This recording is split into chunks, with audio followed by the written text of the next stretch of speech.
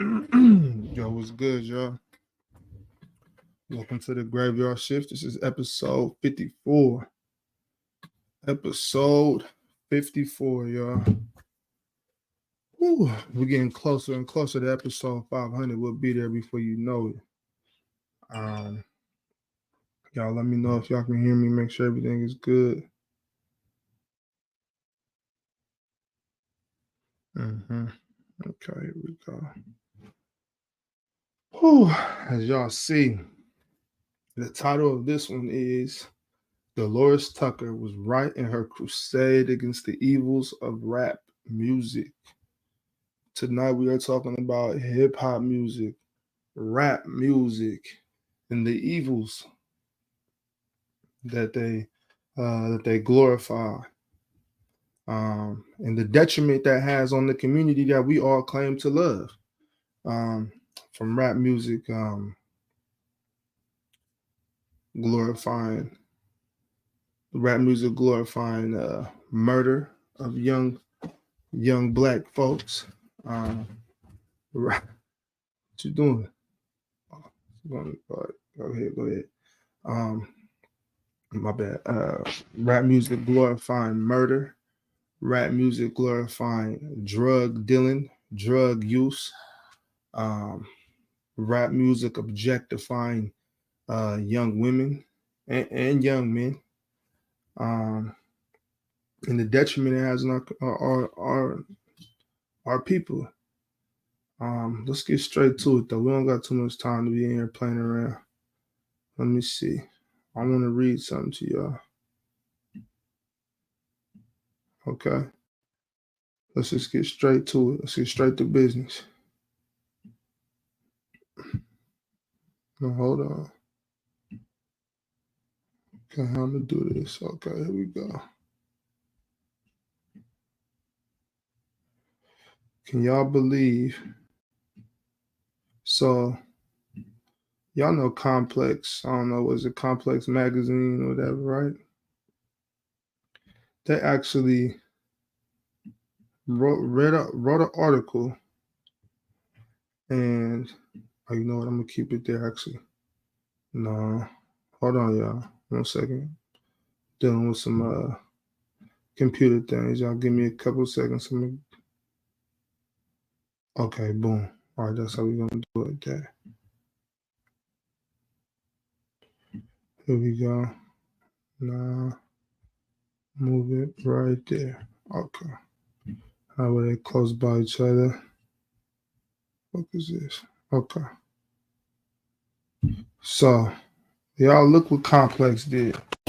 People, it was good. True. Sebastian, KT, Andrew, see y'all in there. Let's read this. So look what Complex magazine did. Complex magazine. Let me see real quick. Let me see if I can find the date on this. Okay, so this was a while ago. This article came out 10 years ago in 2023, right? And the article is called "The 25 Best Songs About Selling Drugs." I bullshit you not. 25 best songs about selling drugs. I bullshit you not. Number 20, we got first up, Gucci Mane, Bricks. Immortal Technique, Peruvian Cocaine. The Last Mr. Big, Trial Time. Project Pat, I Keep That. T.I., Dope Boys. And they wrote little articles, little paragraphs about this, right? They wrote little paragraphs about this. I'm gonna read these. We got time. So starting with Dope Boys from T.I. Ever wonder what it's like to spend a hot Atlanta day on the corner selling drugs? Then Dope Boys is just the song for you. And also, the closest you're ever going to come to the oppression that is the Southern trap house.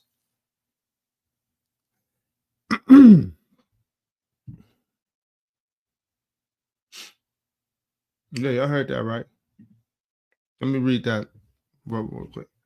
Ever wonder what it's like to spend a hot Atlanta day on the corner selling drugs? Then Dope Boys is just the song for you. And also, the closest you're ever going to come to the oppression that is the Southern trap house. Ghostface Killer and Raekwon, Kilo. This record immediately dives into addressing the paranoia of getting high on your own supply. Between bagging up cocaine, Ghostface's character is audibly snorting some of the product too. In return, he thinks Captain Kirk is outside of his window and expresses lustful feelings towards Catwoman. Nas, Street Dreams. Annie Lennox probably never could have foreseen her most famous chorus being flipped into a coke dealing anthem, but on It Was Written, a mafioso-leaning Nas did just that. What they're talking about with Annie Lennox is that song that came out, I think in the 80s. Sweet dreams are made of these. Who is on to y'all know that song, so y'all know street dreams are so that's what they're talking about, right? She probably never thought that her chorus would ever turn into that, but it did. Let's see what's going on here. Okay, got it. 50 Cent, Corner Bodega. Drew Down featuring Yuck Mouth, Ice Cream Man. Before Friday's Big Worm and Master P's Mr. Ice Cream Man rolled through your neighborhood, this West Coast classic by Oakland's permed out pimp, Drew Down, popularized the twisted idea of selling drugs out of Mr. Softy's truck. Cameron and Prodigy, Losing Weight. Young Easy, White Girl. Outkast, West Savannah. Growing up in Savannah, Georgia, Outkast Big Boy stayed with his grandmother when his mother was at work, and since his grandma couldn't watch his every move, he started serving. And no, not like so many other teenagers at a restaurant either. As a result, new clothes came, and Antoine's able to put cable in every room. 13, Bone Thugs and Harmony, first of the month. On the first of the month, you promise to get into the gym again, pay your rent, and vow to save a little more on this round of paychecks. Bone Thugs, au contraire, hits the corner with the intent of pumping narcotics, because the first of the month is also the day everyone receives their welfare checks, and thus has the money to spend on said drugs. Rick Ross, Hustling. I'm not even gonna read that shit. Hot Boys, Tuesdays and Thursdays. Freeway, What We Do. Clips, Grinding. And so begins one of the most catchy, memorable, and purely pop songs about the business of slinging dope ever recorded.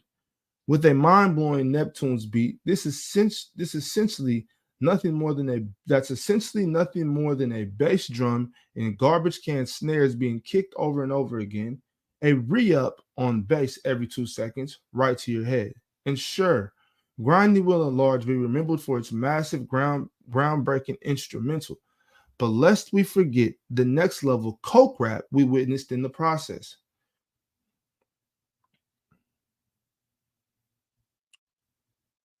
Master P, Ghetto D, Jizza, Gold, UGK, Pocket Full of Stones, Jay-Z, Friend or Foe, NWA, Dope Man, Boogie Down Productions, Love's Gonna Get You. And of course, like most of you guessed, number one, 10 Crack Commandments.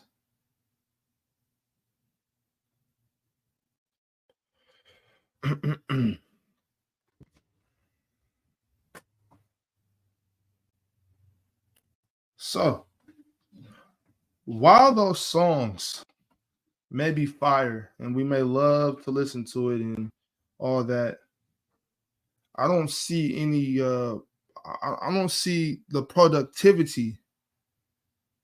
I don't see the elevation. I don't see the enlightenment and glorifying drug dealing. I don't see enlightenment in glorifying drug use. I don't see it. It's lost on me. You know, it's lost on me. I don't see what is I just don't see why we continue to do this. Now, as a younger man, as a child, as a juvenile, as an adolescent, I love that shit. I ate it up just like everybody else. You know what I'm saying? It was some of the best shit out, You know, I loved it. From rap about gang banging, rap about drug dealing, rap about bitches and hoes, all of it. I loved it. It was, you know, I still listen to it. You know what I'm saying? You call me a hypocrite. I still listen to that shit from time to time. I try not to, but I can't help myself. I grew up on it. But for us to pretend, Envy, don't be naive. Don't be naive. That's the same excuse these motherfuckers hit everybody with. It wasn't glorification. It was people talking about their lives.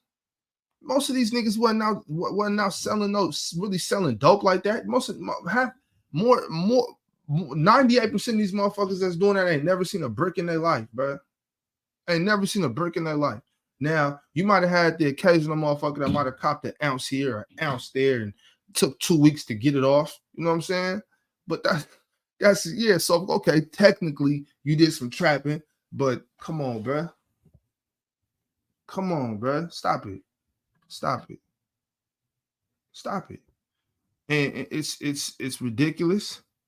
And let me get to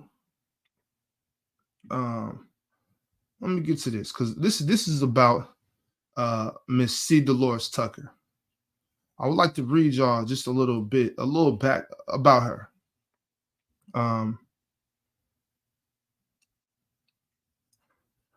Here we go. Now,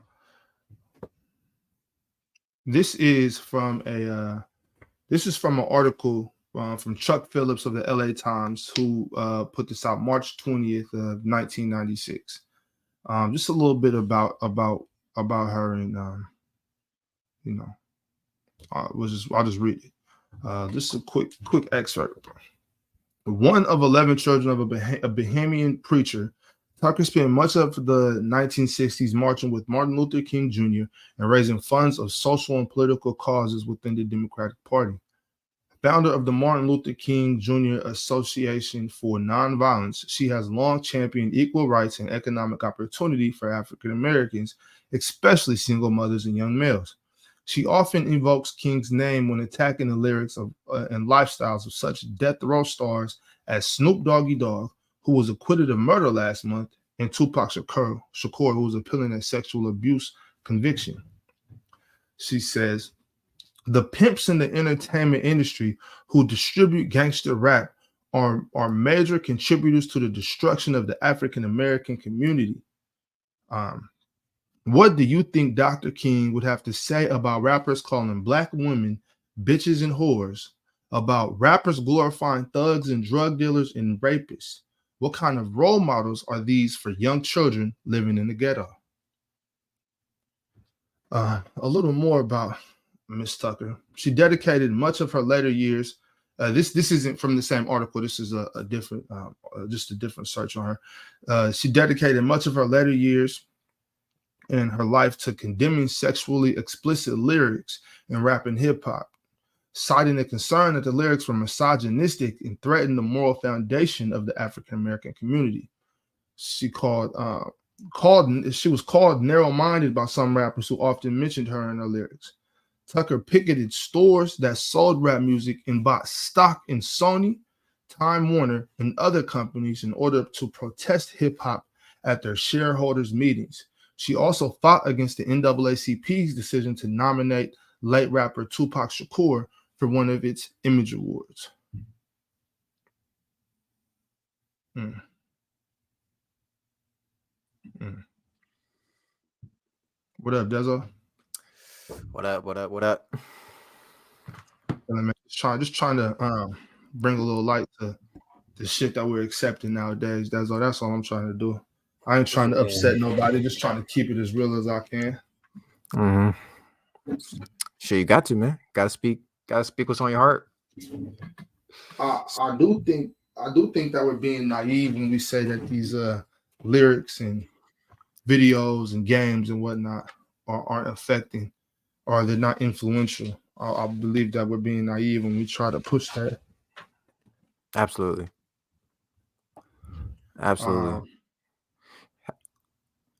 I actually wanted to bring up something real quick. There's a rapper going around. He can't be any older than like 7. And he's blowing up right now. And you talking about little homie with the chains and shit? Yeah. And 90% of his lyrics are about him fucking bitches, him shooting niggas. Yeah. And it's like, bro, what are we supposed to do? Like what are we doing here? Like, am I supposed to take this seriously? Am I supposed to be rooting for this little guy? Little RT? No. This the thing, bro. And obviously I wish nothing but the best for this baby. That's what he is. He's a baby. I wish nothing but the best for him. I hope. Yeah, I hope everything works out for him. But the problem is, if something bad happens to that young man, we're supposed to be talking about how good of a kid he was, and you know what I'm saying, right? And you know what I'm saying, how he was raised so good. It's not his fault. Who's in charge? Where's his mother and father? They're the ones who are responsible for this. They should be in jail. They should be sentenced to jail. This is exploitation. All right, okay, I can get behind that. You're exploiting a minor for profit.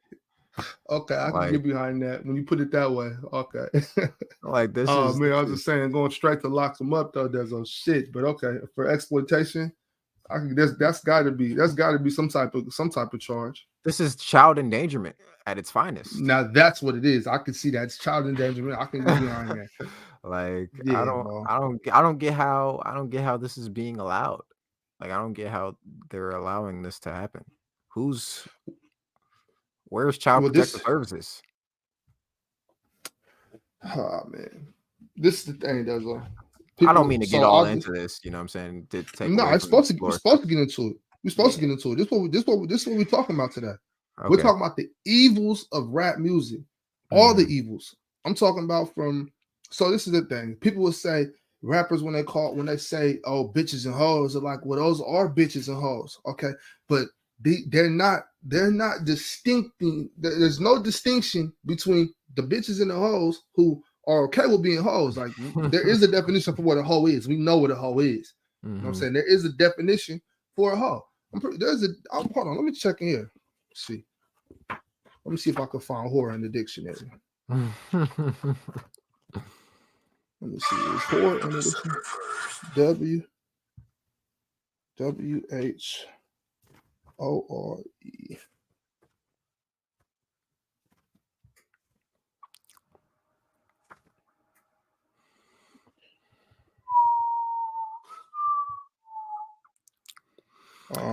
I got that situation, man. Whore, yep.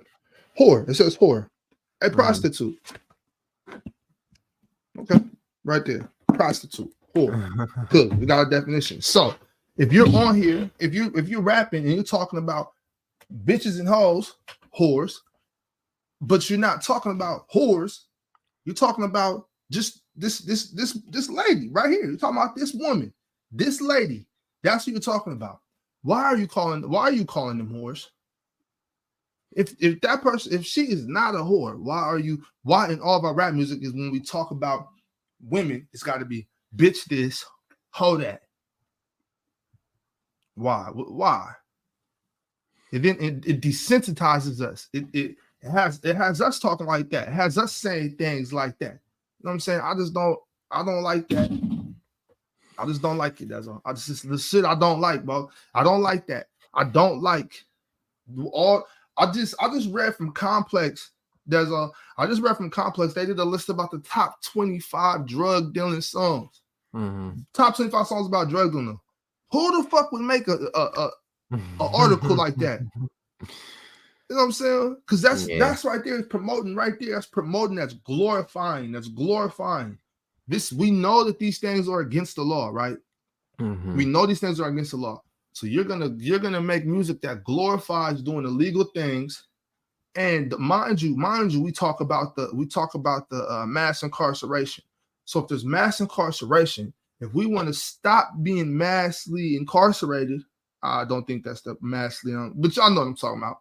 If we want to stop being incarcerated in high numbers, maybe, you know what I'm saying? Now there is innocent people that go to jail or framed or whatever, but maybe you shouldn't do all these things, and we shouldn't promote them in our music and glorify the riches and in the bitches and the cars that come with it, right?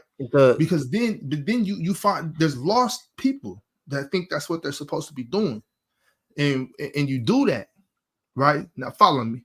You're doing this and you're promoting this because this can get you rich, and then you make another song talking down on broke niggas whose bitches you're fucking because they're broke, right?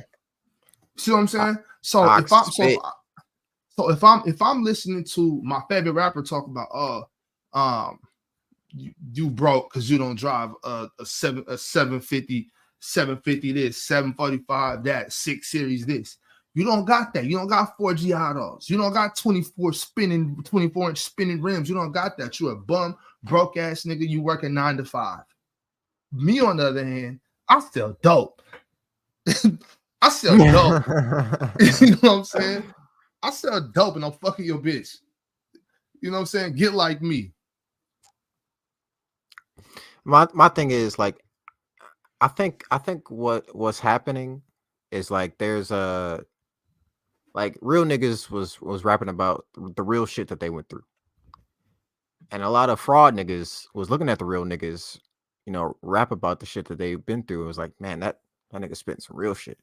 Let me copy what that nigga doing so I can get some money too. And so, and then that just repeats. The cycle has just been repeating to the point where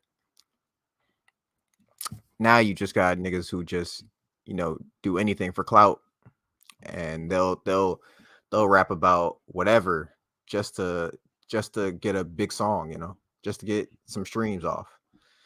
Right. Well, and when Miss Delores Tucker was talking about the pimps of the industry, I don't believe she was talking necessarily about the rappers as much as she was talking about the executives. You know what I'm saying? The ones that are signing, that will only sign people that are rapping about killing blacks, and giving blacks drugs and whatnot. They're the ones that say, well, if you rap about this, I'll sign you. You know what I'm saying? You keep trying to rap that positive shit, you get the fuck out of my office. So you know what I'm saying? I know that they're influencing this, and there's young men that are being, a lot of these rappers are objectified, just like that little boy you was talking about. Yeah. Except they're older. They're getting objectified as well. They're objectified as well. But there's a reason for that. Because a lot of these big execs, they got stock in all them private prison systems and all that type of shit. You know what I'm saying? They're getting kickbacks and all that. You know what I'm saying? They're getting paid. You know what I'm saying? So NV, do I believe that rap influences mass incarceration? 100% I do.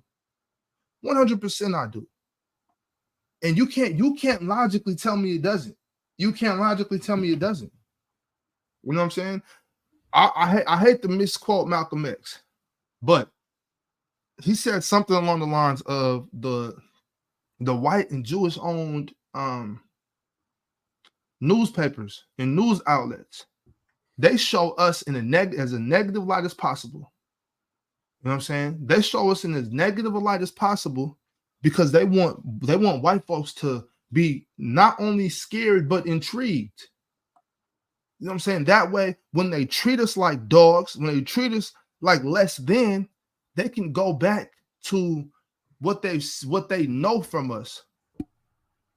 They can go back. They can go back and go back to what they know from these media outlets, and it looks like we're just drug dealing gangbangers, and we're here to rob and kill, even though that's not most of our MO. You know what I'm saying? But these media outlets portray us that way, and then they use that as a way to justify the treatment of us. Now, if what y'all see in these music videos, if that's you, if you are that person in these music videos, then that's fine. But the majority don't live like that. I also saw a tweet earlier today that was very interesting, saying like the gap between niggas and black people is spreading wider each year. You know, we go along, and I feel like that's because people are like, a lot of black people are starting to realize like, yo, this culture, this quote unquote culture that we building ain't really benefiting us in the way that we think it is. You know what I'm saying? Yo, was that Yeah. my mic, bro? Echoing? Yeah, I think so. Yo, salute, fellas. What's going on? What up, Hey, what up, Juan? Hey, Ox, I ain't gonna lie, boy. Any non-basketball topic, bro, you be in your bag. I ain't gonna cap. I ain't gonna lie. No, you be in your basketball bag, but I mean, like, you be in your bag, I definitely non-basketball got to topic. give Bobby props for that. That's what I'm saying. That's what I said early, Juan. I'm not trying to, I'll talk about basketball on PC. It wouldn't make no sense for me to come over here and start a basketball channel. What I'm gonna do? Compete with Players Choice? Nah, fact. Hey, so if anything, I do just just real play quick. by So, play. Ox, like, I ain't gonna lie. Like, I do music, I do rap. So, like, I don't. I'm gonna be honest. I'm not a gangster, and I would never rap about being a gangster. That's something I'm not. But growing up, I did see those types of things. So, like, right. Would it be wrong of me to share my experiences of me growing up in the hood? I don't think it's wrong to share your experiences. I think that it's wrong to lie on wax. You know what I'm saying? Yeah. I think it's wrong to lie on wax. Like what NV said earlier in the comments. Like, it's not he wasn't wrong what he said. I just hate to use that I hate to use that as an excuse to poison the mind of the youth. You know what I'm saying? Like, this, okay, you can rap about, you know what I'm saying, what you see, but it's there's a line when it's like glorifying it, and there's also a line across the line to me when you glorify it, and when you can only rap about that to get it pushed. So it's like, if I do something, but then I realize that the people that are paying me this money are using my words to negatively influence the youth, and I feel like then it's kind of like, all right, it's a clear agenda here. You know what I'm saying? So I can't tell nobody what to talk about, but I can say don't lie on wax. Like, if you're not, and then on top of something that we're gonna get into even a little bit today too is the hip hop cops, the hip hop police, and we're gonna get into what's going on with Young Thug and what's going on with these courts saying now they want to start using rappers' lyrics against them. Oh yeah, definitely. And I'm all for that shit. Hey, listen, Bobby. Like, as far as that shit, bro, like, all I'll go back to is something that podcast said, bro. What would the state of hip hop be, bro? Like, he basically said it depends on niggas' balls, bro. Like, if niggas got big balls, bro, they gonna talk about all the shit that's going on in the neighborhoods. You're gonna hear songs like, man, keep your head up, and Brendan got a baby, and that type of shit. But if niggas got little nuts, they gonna talk about all the partying and fucking and all the shining shit, man, and bitches and hoes and all the shit that we talk about when we don't want to talk about what we really want to talk about. You know what I'm saying? So, like, at that point, bro, like, you even heard about I don't know if you watched Drink Champs on Special Ed was on there talking about who would you rather have, Wu-Tang or NWA? He said Wu-Tang for the kids. You know what I'm saying? And I kind of agree, man. When you heard Cash Rules Everything Around Me, Cream Get the Money, and then Can It All Be So Simple, as the songs like Well, F the Police. I don't think there's ever even being from the West Coast, as far as who was a better group, I don't think there's really a conversation to be had. I think it's Wu-Tang for sure. Yeah. But still, I mean, no matter what, bro, you're gonna find, like, if you're looking for negative, which I'm doing right now, you know what I'm saying? which is what I'm doing right now, you're gonna find it, bro. You're gonna find it. Oh yeah, for sure. But I think what Pac was alluding to was like all of the bullshit, that all of the partying and effing around songs that you hear nowadays. That's more based on, like, you know what I'm saying, like, it's very few times where you're gonna hear something that remind you of Keep Your Head Up or Dear Mama or like, you know. I think a lot of the shit, the positive rap, and the positive influence on rap kind of ended with Tupac, realistically. How many songs do remind you of Dear Mama? Hold up, Juan, that might be you. With the echo, that's me. Yeah, that might be you. All right, Hey, real quick, because real quick. Let me see. Accountable, liable, responsible, explainable. I think it's time to take some accountability. I think it's time to take some accountability. Everybody, but us. I'm talking to us right now. It's time to take some accountability. Okay. Who put the crack there? They destroyed our entire community by flooding it. Then once that time was ended, they turned around and locked everybody up. Let's take some accountability, though, y'all. Now, I wasn't there in the 80s. I wasn't on the corner with Dookie with big ropes. Bobby, I don't like where this is going, bro. I like where this is going, Leaf. You know what you can do, Leaf?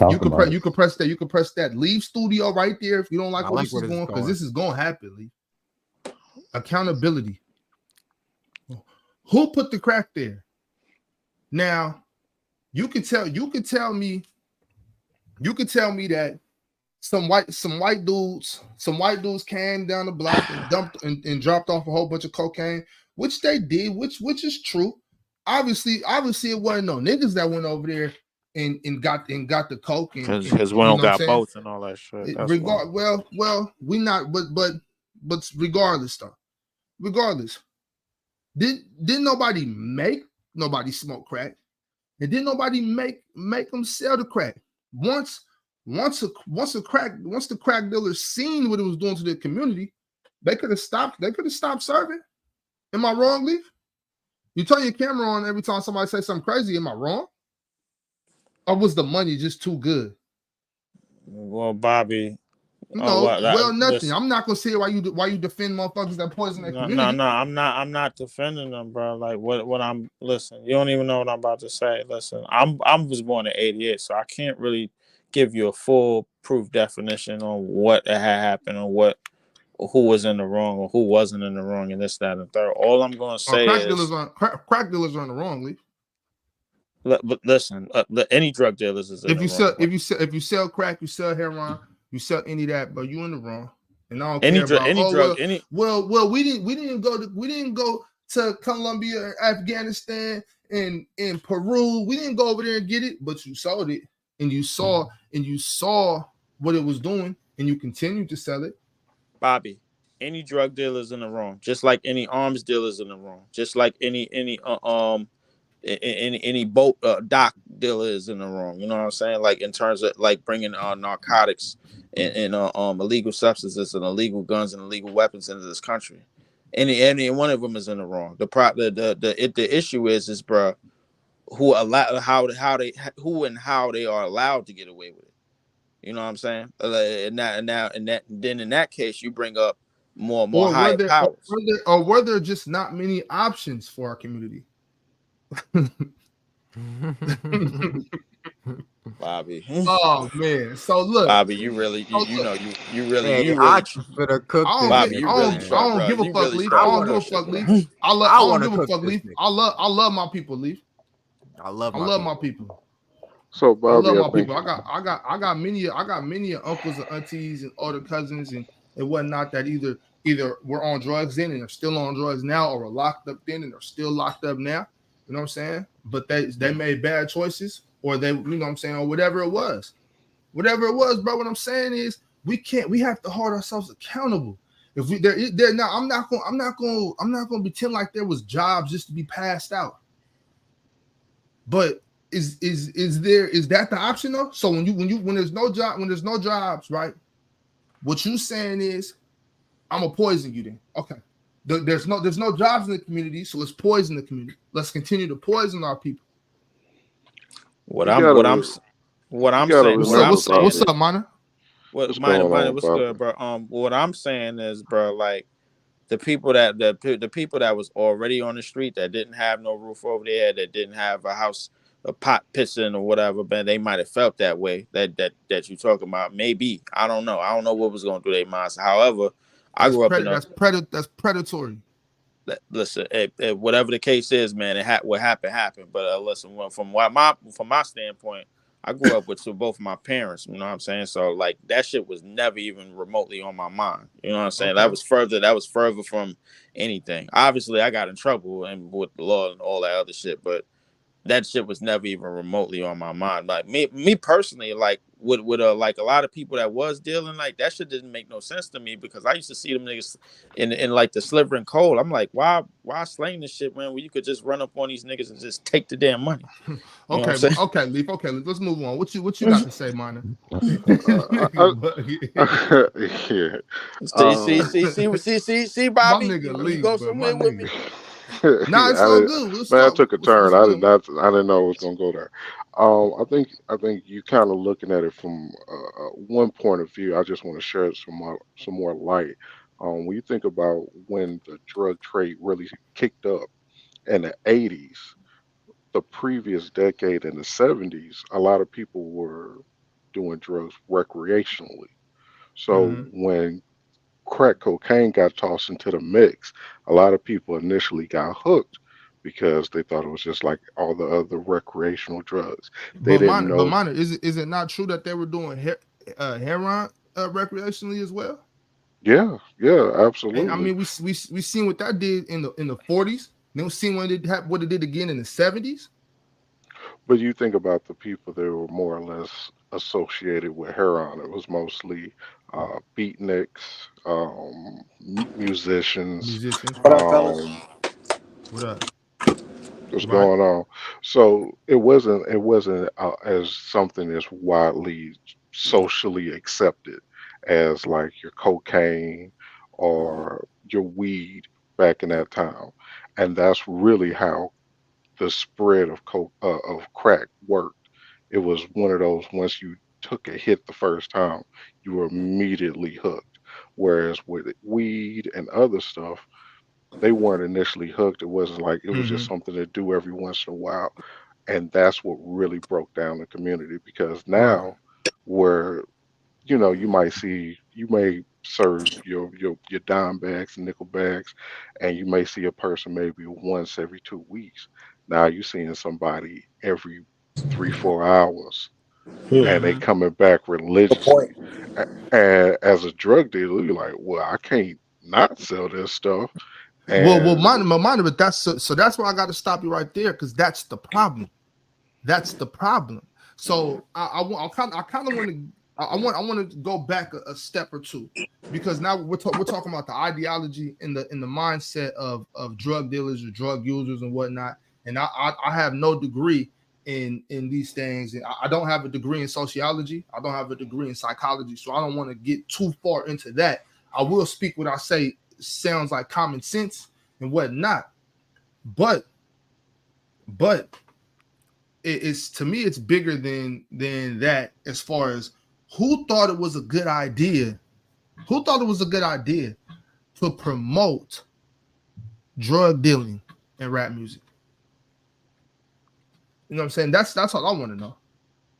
I just want to know who thought it was a good idea to promote drug I, dealing in I rap music. I know you kind of poo-pooed on MV's original take, but I think the original people, the original rappers, they really were just sharing their life experiences. I'm talking about the Grandmaster Flash. I'm talking about the Easy E's. I'm talking about the Ice T's. I'm talking about like early '80s West Coast, East Coast rappers. They were the ones that were really sharing their life experiences, and so And a even lot, a those, lot of them, a lot of them, a lot of them rapped about it in a glorifying manner, in a mafioso type manner, as if it was cool to do such things.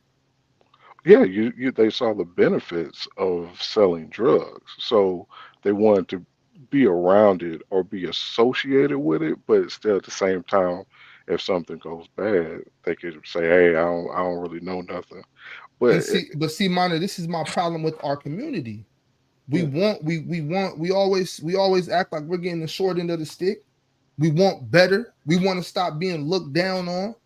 mm, But if somebody is to go out and say, "Hey, y'all should stop selling drugs to those people over there. You know, she got kids that she got to take care of, and she's spending her government check on these drugs. Her babies ain't eating. Y'all should probably stop doing that. That whoever do that to them niggas, they gonna get beat up, ran down the block, all types of shit. That person who says that to the people that are poisoning the community, that person is a nerd. That person Mm, is a square. That mm, person is a bitch. That mm. person need to get the fuck up out of here. Why? Who thought it was a good idea to promote drug dealing when first it's supposed to be illegal? You know what I'm saying? So if you are in fact doing this, why are you rapping about it? Oh, because you're not really doing it. Oh, got it. Because you're not really doing it. So why are you lying on wax? You're promoting people to do shit that you're not doing. Maybe if you did do it before once or whatever. But if you're not doing it, why are we promoting this? Well, I do feel like, to be honest, keep it a buck. I think it's more prevalent now. Again, like my man who was speaking I'll be before, right back, Ox. For sure. huh? Like my man was speaking before, like back in the day, I do feel like the earlier rappers, like I wasn't even alive when these niggas was rapping, but I do think some of them niggas legit were doing it. Nowadays, everybody promotes it that way. Like I'm not gonna put what's going on now in reference to what Well, happened but D, early. let's talk about now. Those were my intentions. We If you did want to get talk into about Yeah, now, got you. we did get into like some back in the day type shit, but I want to talk about now Oh, now because that shit is what bullshit. the whole thing about it was Miss C. Delores Tucker was saying then in the mid '90s that it's gonna have an after effect on Okay, today. You know what okay, I'm I saying? missed that And part. I missed that part. that's my point. That what was once acceptable is no longer acceptable. What was once what it was is now being It's the popularized norm. It's the all norm. over. And you can't make a dollar in hip hop if you're not talking about hoes, bitches, drugs, Okay, or killing okay, or murder. okay. So talking about now, like, bro, I agree. Like that shit is wild. Like, bro, I don't get it. Like half of the music ain't good. Not gonna lie. Um, why they promote that? Shit, I could tell you. Half of them niggas grew up in the suburbs. Uh, I mean, the shit's crazy now because that's all they promote. And why they promote that now? Like, I don't know. Keep it a I mean, buck. it sells. I mean, I mean, well, it's a drama sells proven right now. Anything exactly. drama is selling. So, But when has drama never sailed? When has sex never sailed? well, that always sells. Prostitution is the oldest profession in the world for a You're reason. 100% right. So I mean, if the formula isn't broke, they're gonna continue to work the formula. I The think formula is not broke, Monitor. The formula is not broke. The community is broke. System is broke. no. I think System is broke. the balance. For every little Kim, there used to be a Lauren Hill. For Yep. every Foxy Brown, there was an MC Light. There was Mhm. balance.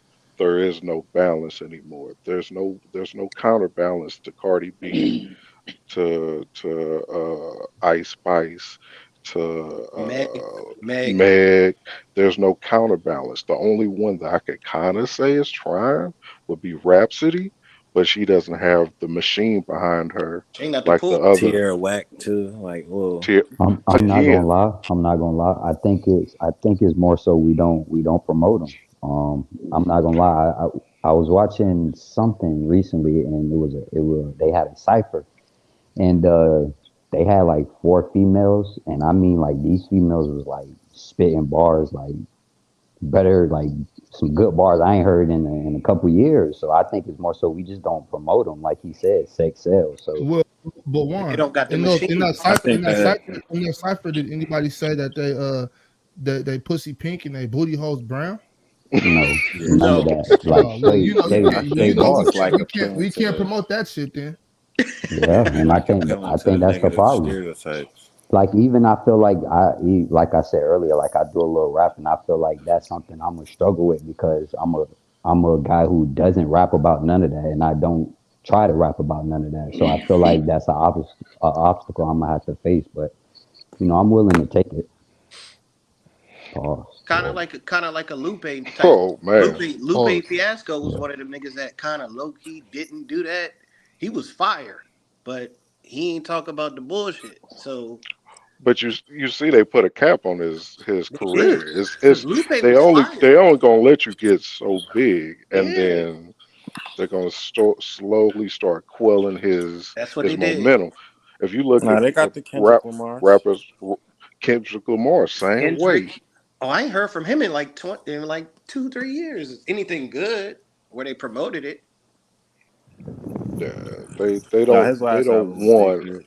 Dealing I the with mean, the his last album crypto was alright. inspiring economy. rappers to Why see. can They I don't can want I that. can I ask y'all why do you think someone like J. Cole has made it so far in the game? And he got a cult following, bro. Like Yeah, It's he got a that. cult following. I mean, if I he's could equate it to anything, Fire. it's similar to like the Spurs. It's a consistent quail with J. Cole. You're gonna get consistent greatness. So it ain't Yeah. gonna be outstanding, it ain't gonna be no fluff. It's just gonna be pure and I'm greatness. gonna keep it And a buck with you though too.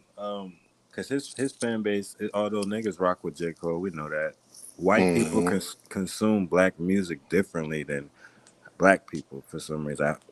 For Even though sure. we're the pioneers of all like rock music, everybody want to be a rapper, but I'm saying alternative music, soul, black people created all the genres for the 21st century, basically like all the blues, all these mhm, different genres, but everybody want to be rappers. Like when the Beatles were big, they were looking at Chuck Berry. He was the first he was a black dude invented rock and roll in America. Like other countries and stuff appreciate our true art form and stuff. It's like that we like that gangster shit, and it just sound different when it's on a beat. It's like the drums and shit just sound different, and we like abandon our real like genius for other shit. Like you got some people that's trying with the experimental stuff, but everybody wants to be a gangster rapper because that's like they feel that's close to you being certified or you even being black. Like those two black people do not always come from the lowest parts or having to be a gangster to be a man, but it's like the lines is blurred and shit. And They're music is super blurred. powerful. People don't want to admit yeah, music is powerful. Now, music Nah, is music is very very to a powerful. powerful. point. Why do you think Point. people when there's certain songs they want to listen to when you're in a bad mood? I want to listen to this. It'll help my mood. It'll get me out of it. Yeah. Even certain music that people say it's easier to concentrate while listening to. Where Like you about for that instance, Mhm. move? for instance some classical music they say is easier to because of the vibrations in the what are all the Yeah. type of shit. Y'all know what I'm Binaural talking beats about. and all that, bro. Yeah. Yeah, it's all different types of music for different types of things. So y'all can't tell me Sure. y'all can't tell me that when you hear music, damn, Yeah. What the hell? What was that? y'all can't tell me that music doesn't have an effect on what people do. But Oh, real it quick, fucks with your mind. I got this super chat from FIFA boy Bobby. Are you familiar with Narcos Corridos songs, Spanish, and if so, what's your opinion? Unfortunately, FIFA, I'm not hit, but shoot me a link or something. I do want to address NV in the chat because he's been combating with some very fair points of his own, very fair points. But I don't understand what your point here when you said that the top three earners in rap right now are Drake, Kendrick, and J. Cole. I don't understand what's your point, because there's still hundreds of rappers that are promoting popping perks and Way killing each more. other. Way You know what I'm saying? So I don't understand, and it won't be promoted if the consumers don't buy it. That's my point. Like, they're buying this dumb shit. That's why, you know what I'm saying? Just because somebody will buy it doesn't mean it should be sold. Just like I was talking about earlier, crack. Just because somebody will buy it doesn't mean you should sell it. Yeah. And Kendrick having the biggest rap tour is completely irrelevant to what I'm talking about, Envy. But you do have some very good points. I just don't think that they're necessarily relevant right now, bro. And our people is not I looking think for Kendrick like that on a mass scale. Right. Either. That's the And I sad part. also Sad think the part. most Young boy. important. I think the most important thing is that we stop making excuses and hold ourselves and each other accountable. It's time that we just cut the bullshit. It's no way. It's no way you can say that any of this is acceptable. You have when, like with Lil Wayne, a lot of now, and I understand people will say, like, you know, sipping syrup was a cultural thing coming out the South or whatever, but that's no reason to promote it. There's no reason for Lil Wayne to be on tracks talking about, I like my Sprite Easter pink.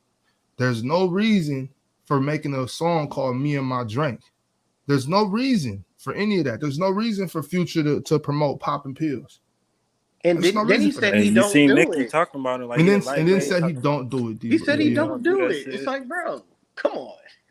Like I said before, now I don't give a damn what Jeezy did in his past, but to rap on beats and tell people's kids to trap or die, and then pay for your son to go to a great college, it's crazy to me. Oxy going deep tonight, bro.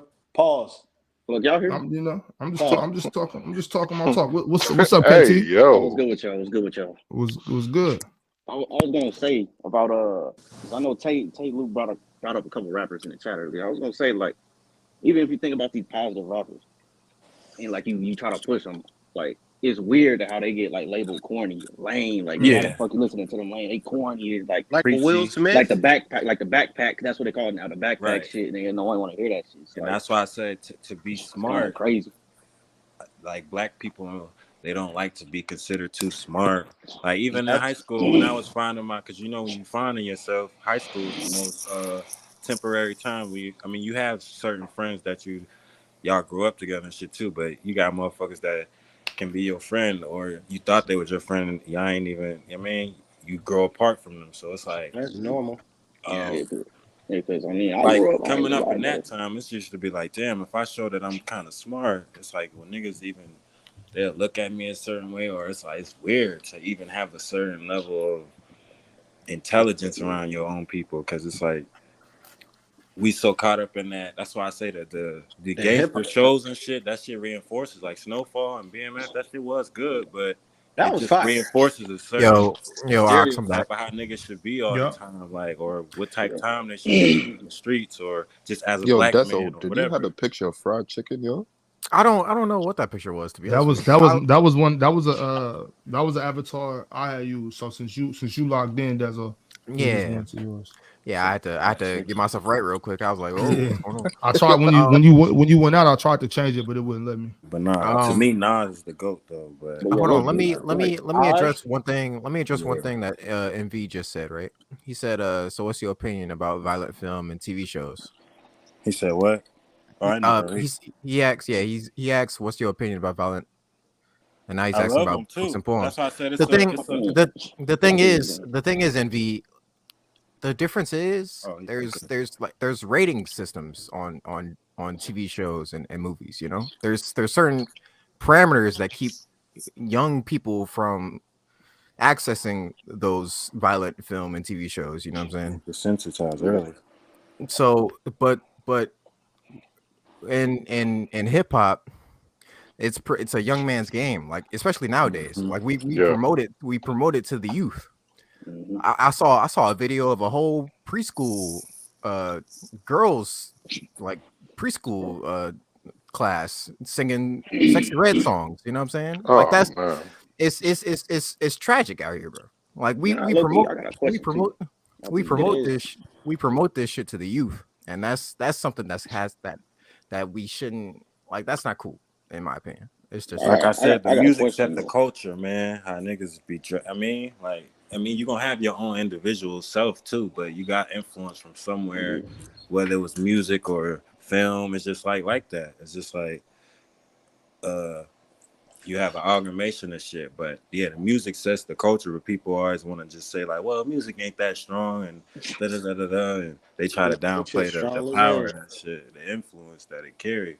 But it's like, look Especially at the with us in our 2000s, niggas was community, wearing for baggy sure. shit I versus got a question now, though. like. Would it be like a product of?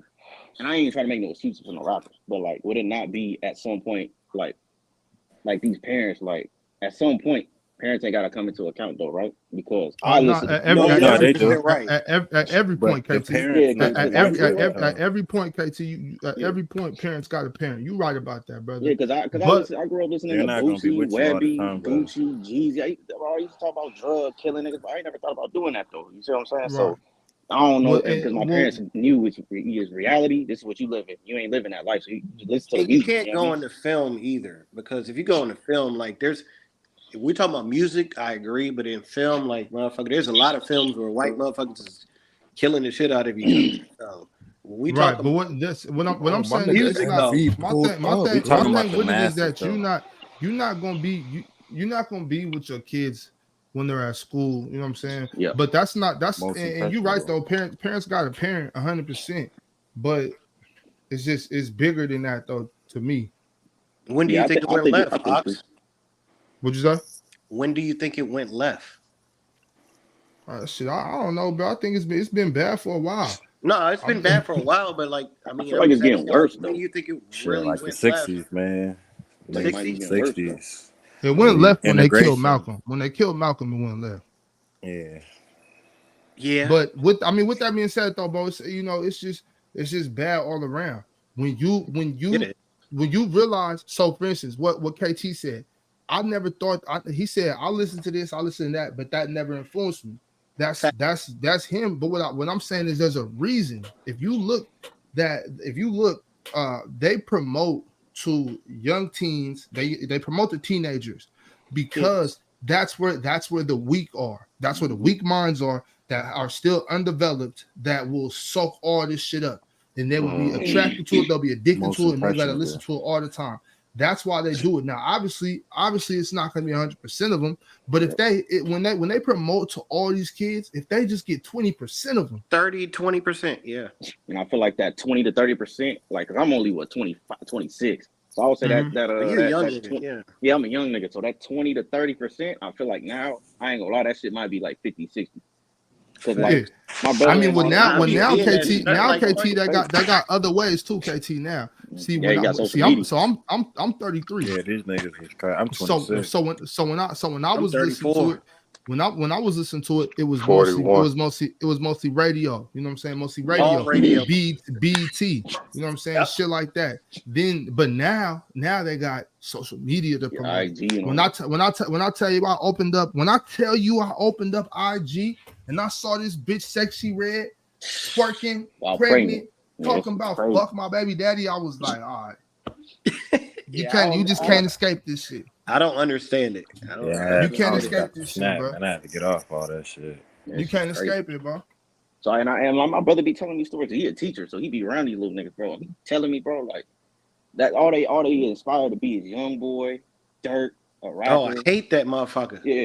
Who else? They want a hooper, a YouTuber. They ain't got no like. I don't know. That's why Charleston White used to be spitting, Yeah. even though his delivery was Chief crazy. Keef. Like the shit he used to be saying was like, Yeah, I damn, was so much. Yo, I'm glad you brought up Chief Keef.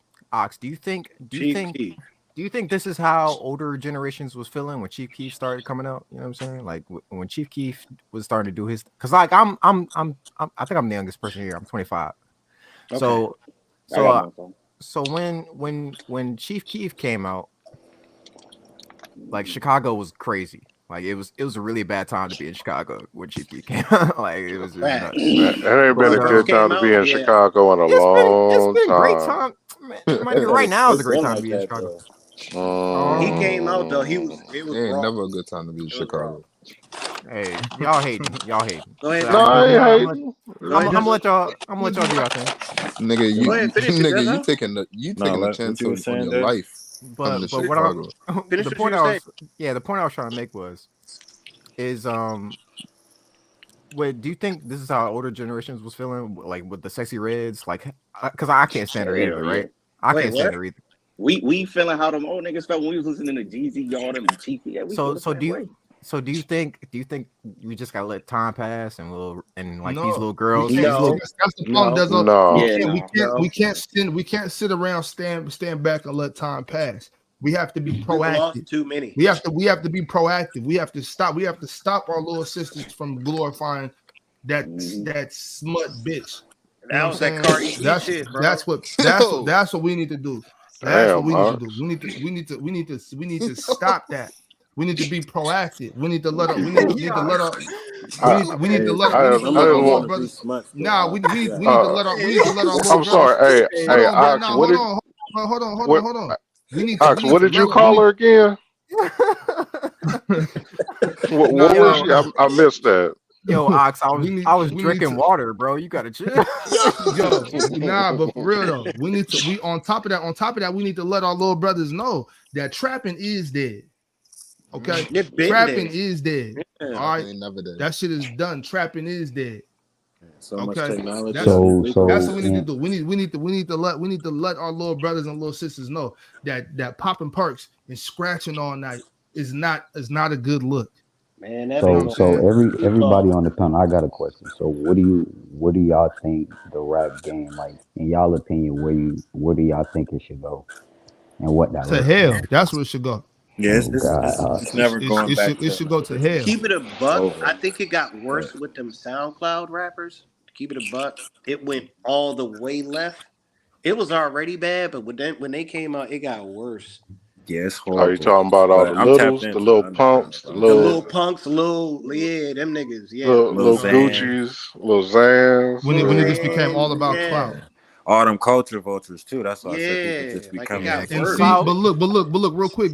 Look, see what Tay. Look, you just used the perfect word because you call them culture vultures, and vultures only eat carcasses. They only eat rotted flesh. They only eat Man, what's you dead. trying to go You can't, hard. you can't, you can't, you are culture vultures. You're right because the culture of hip hop and rap is dead. yeah. That's why I And say now it's a false. the vultures are sweeping in. The vultures are sweeping in, and Picking now shit up. they're getting their pound of flesh too. They've been like that though back in the '80s and all that. Like they was always around because they You own said the the music 80s? records and shit like that. They Yeah, own the I labels, mean, so you I mean, look at Vanilla Ice, you look Hell at they no. broke up The the rock thing, and shit. here's That's the why difference Dame though. Here's the Dash. difference though. You had the people, you had the real G's in hip hop that would gatekeep correct, niggas Right. correct, from Nah, taking over and shit. correct. SoundCloud dudes. There ain't no That's exact. gatekeepers no more. There ain't no No, gatekeepers Yeah, everybody they anymore. is. are. Hell Yeah, yeah. that What SoundCloud they shit, are, everybody is popped. there you Everybody go. popped with the SoundCloud shit. And I ain't You gonna front can't you too, gatekeep Zeeks. it. You can't gatekeep it the same way. Yeah, The it's too. avenues of Yeah, becoming popular aren't the same. exactly. The Or the rap internet. is too The big internet. for it to be gatekeeped anymore. You know what I'm saying? So Nah, now it's open. you just got anybody with a social media following thinking that they can become a rapper now.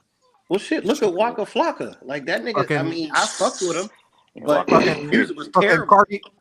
Cardi Yeah. B never wrote a lyric in her life. Waka had some hits. And Don't do Waka like that. she Waka the had some biggest hits. female rapper Waka got in the bangers, but world. he was talking about Flockavelli a all classic for negative real. shit. Flockavelli was Flockavelli's turning a me up in classic. middle school, man. You know what's funny? Walker say he was a terrible rapper He though. said it Yep. himself. Yeah. He'll say it himself. He Like could Yeah. say that shit he himself. knew He he came was up with putting some out bangers But though. trash. when he was putting it out, it made everybody like he talking about gang banging and all that shit. That's back in like '09. That's my era. So it's like Nobody was banging Flocka like that, but I yeah. was. I I was in was. middle school. I was Gucci, rocking with Flocka. Flocka, all them niggas. Yeah. I was rocking with the Brick Squad, man. I was Shoot, rocking with him. football Gucci games, and them, I could say, yeah, like them, football Yeah, I was practice. rocking with Oh Gucci and yeah, them too. T.I. and all them. Like, Ti, yeah, well, they Ti definitely is pushed Ti that a little gangsterism bit different. still. Ti can go. He can do a little bit of both, but Yeah, that's why. Yeah, he but was promoting. he's one of those. He like Nas. Even though I like Nas a lot, you could tell like they still sell out because they still want to appeal to. Yes. They want Yes. to appeal to the criminality type, even though they Facts. do expand musically beyond that. It's still like a part of. That's why I said like it's still good to be, I guess, having that street cred or being that nigga in the street. That's all it was feel about. good to a black. Yeah. It's like it's programming for real. They'll It is still want to programming. be. Yeah, they'll still want to. It is, assimilate that but my shit. thing, this my thing though, Tay. I thought when you was moving like that, you were supposed to keep it to yourself and keep it in your circle. Why you on wax telling the whole world? All rappers snitch on themselves. Just like so fucking- this is something I've said on this channel before, and I want to say it again, that if you're on wax and you're rapping about illegal activities, you know what I'm saying, whether it's killing folks, selling drugs, or any other type of racket, anything you doing that's illegal and you talk about it, you're dumb either way. If you're doing it, then you're dumb for talking about it. You are. And if you're not doing it, you're dumb for putting it out there like you are doing it and promoting it to people for shit that you wouldn't even do. They just so either way, because you're gonna influence somebody. We desensitized by that shit, bro. GTA and all the games, everything, movies, niggas is just so you could see somebody get like scroll on your timeline, be surprised somebody get shot a video. It's like we desensitized the shit to everything. So right, you influence everything people is like a movie or it's like a film. When these niggas rap, like King Von, he used to tell the most vile stories about killing and walking. I never listened but to it his was like shit. so real and so visual that you could have seen it in the movie. That's what I'm saying. It was so it was a spirit behind that shit that like, it was popular. Like we desensitized by this shit so much. And so he was talking about real people too. He wasn't. That's what I'm like. Bro, my girl put that shit on. I was like, cut that shit off. It's like it's GTA or some shit. I was like, hell no, cut that shit off. That shit is evil. Like, hell no. I like work out and shit to that shit, but yeah, that's the I can't even work out. Like, what the hell is this? Yeah, that type of music, like I still got to get to, but nah, I want to separate the like. Hold on, man. We gotta get to the bottom of something, man. NV, you ain't said a word yet, man. What you got going on, bro? Oh no, I was just waiting. I was letting everybody get their word in. Yeah, you had a lot going on in the chat, man. What's on your mind? Oh yeah, let's hear that. What's on your mind? I was just saying, like, what's the biggest gripe that you got with what Ox was saying earlier? Then I don't really disagree. I agree to an extent, but you can't just place the full blame on the artist when they simply just talking about life experiences. Mm-hmm. No, you're right. You're right about that, NV. I tried to clear it up a little bit and say that I do believe that these rappers, these grown men, I do believe they're being objectified. I believe they're being taken advantage of by these big record execs. I don't believe that. I do believe that if rappers would sell, if these big companies and big labels would push them, I do believe that we do have some rappers that wouldn't talk about killing and hoes and drug dealing. If and that's what Miss Delores Tucker was talking about. The pimps that run the industry, these old wrinkly white dudes, these old wrinkly Jewish dudes, they are pimps. Everybody they are exploiting these young men. And so they're not 100% wrong. They're not the ones to blame. Like I said, I do believe at the beginning it started off as let's just talk about, we talk about our day to day. But now I feel like it's a game. And if you don't talk about that, you're not going to get signed. You're out of the game. They're not going to push your music. And we all know that it costs a lot of money to get your record played. Oh yeah, hell yeah. Well, I feel like I only feel like the only clean one I've seen is probably Will Smith, and he was looked at as corny. He was getting his rhymes written by Nas. I mean, any rapper that tries to speak on more positive things gets deemed corny. Hold on. My fault, Deso. Hold on. Will Smith was getting his lyrics written by Nas? He was getting about what? It was one song. It was just one song. I thought it was Rakim. It was one song, man. Nah, Rakim said that wasn't true. Most people get their shit written by other people, but like the Diddy's and Dr. Dre's, they was what did that matter? He still was putting out fire back in the day. But no, it wasn't. I don't like that. As far as me as a pure music listener, I don't be like because that deceives people too. Yeah. That and that's why Diddy is all this shit coming back on him now because the shit he was doing. Oh, God And damn. I disagree with Deza when he said it's not no Man, gatekeepers. It is gatekeepers. So they actually gatekeep the way to have your music played and stuff. Certain people are Mm-hmm. blackballed and they take the But straight route that are the thing, not the going to thing, take wee the in the butt and all that I, other shit. Like the people who were gatekeeping back in the day, though, they were gatekeeping the right people. yeah, Like you had people that were trusted to gatekeep, the Facts. people that were just talking about nonsense on records, or like nah, people who because look couldn't at really Eminem. rap. Dr. yeah. Dre was Your supposed your to What be you what a you gatekeeper, and I like Eminem too. But I'm saying, what would you Eminem mean? was all right. Yeah. Eminem yeah, could that's what I rap his said. ass off. That's He's why a he got legend. into the culture. I'm talking about as far as that culture because he influenced even the greatest black artists right now, or like people say Kendrick, or they got videos talking about how he influenced in like certain phases Right. of their musical style, and even like Yeah. Juice World, just that Perk Addy, that type of like when I was young. That's I that wasn't saying SoundCloud shit. it was impressionable, just like how his videos was laid out. It was you like talking about the this. drug use of No, I'm talking about Eminem? just being like a deviant, basically being just Yeah. like disobedient, just like kiss my ass. Like I was Eminem. That's why It was we rap fucks with him though. emo Like he type was shit. real. He came from nothing and shit. But Like rap looking emo. back on it though, like it was always there. Mm, I mean, but mm. that's I mean, just because somebody when I say gatekeep, right? I mean like they gatekeep the people who couldn't rap and who were nothing but bad on the Yes. Oh, perspective okay, of rappers. You know what I'm I get saying? what you're yeah, saying. okay. Especially Like earlier on. Yeah. like Oh yeah. today you don't got anybody that gatekeeps the They're the not like, you're trash. Yeah. little pumps, the sexy reds, the Cardi Cardi B. B's. Yeah, you had to at least Yeah, have some Sorry. type of style or you got lyrical. nobody saying, "Yo, we not playing your song because you trash, my nigga." Right. We Right. got nobody saying that. Right. I mean, again, it goes back to like you said earlier. The problem is there's no you know way of blocking SoundCloud rappers. They're gonna Yeah, build up a exactly. following Yeah. regardless. That's what Mhm. killed it. It was already dead, but that took it to another level. And Yeah, on that Wu honestly, Tang song, Master Killer said the deaf are mostly intrigued by the drum. So, anyways, if the beats sound nice, a nigga can fart and shit on the mic Yes. for real. Yeah. So that's why I'm like, Damn. it's Yeah. the Whole beat. time that might have started in '08 when they was and putting out that the perfect example other of that shit. is Playboy Cardi. Oh Playboy Cardi yeah. Playboy I Cardi fuck with doesn't that do nigga too. anything. He Facts. Little doesn't do Yachty. anything. Yeah. He Facts. does. Playboy Cardi literally has songs where he does nothing but ad lib on them. You know what I'm saying? I think Little he was And just Yachty's in that boat discussing. too. that shit goes. Yeah, What that's do You all know, y'all right. think Yes. about what y'all think about Lil Uzi though? Yeah. I. I mean, same thing, Yeah. bro. I. Yeah, He he alright. alright too. Yeah. I. He cool. He cool to me.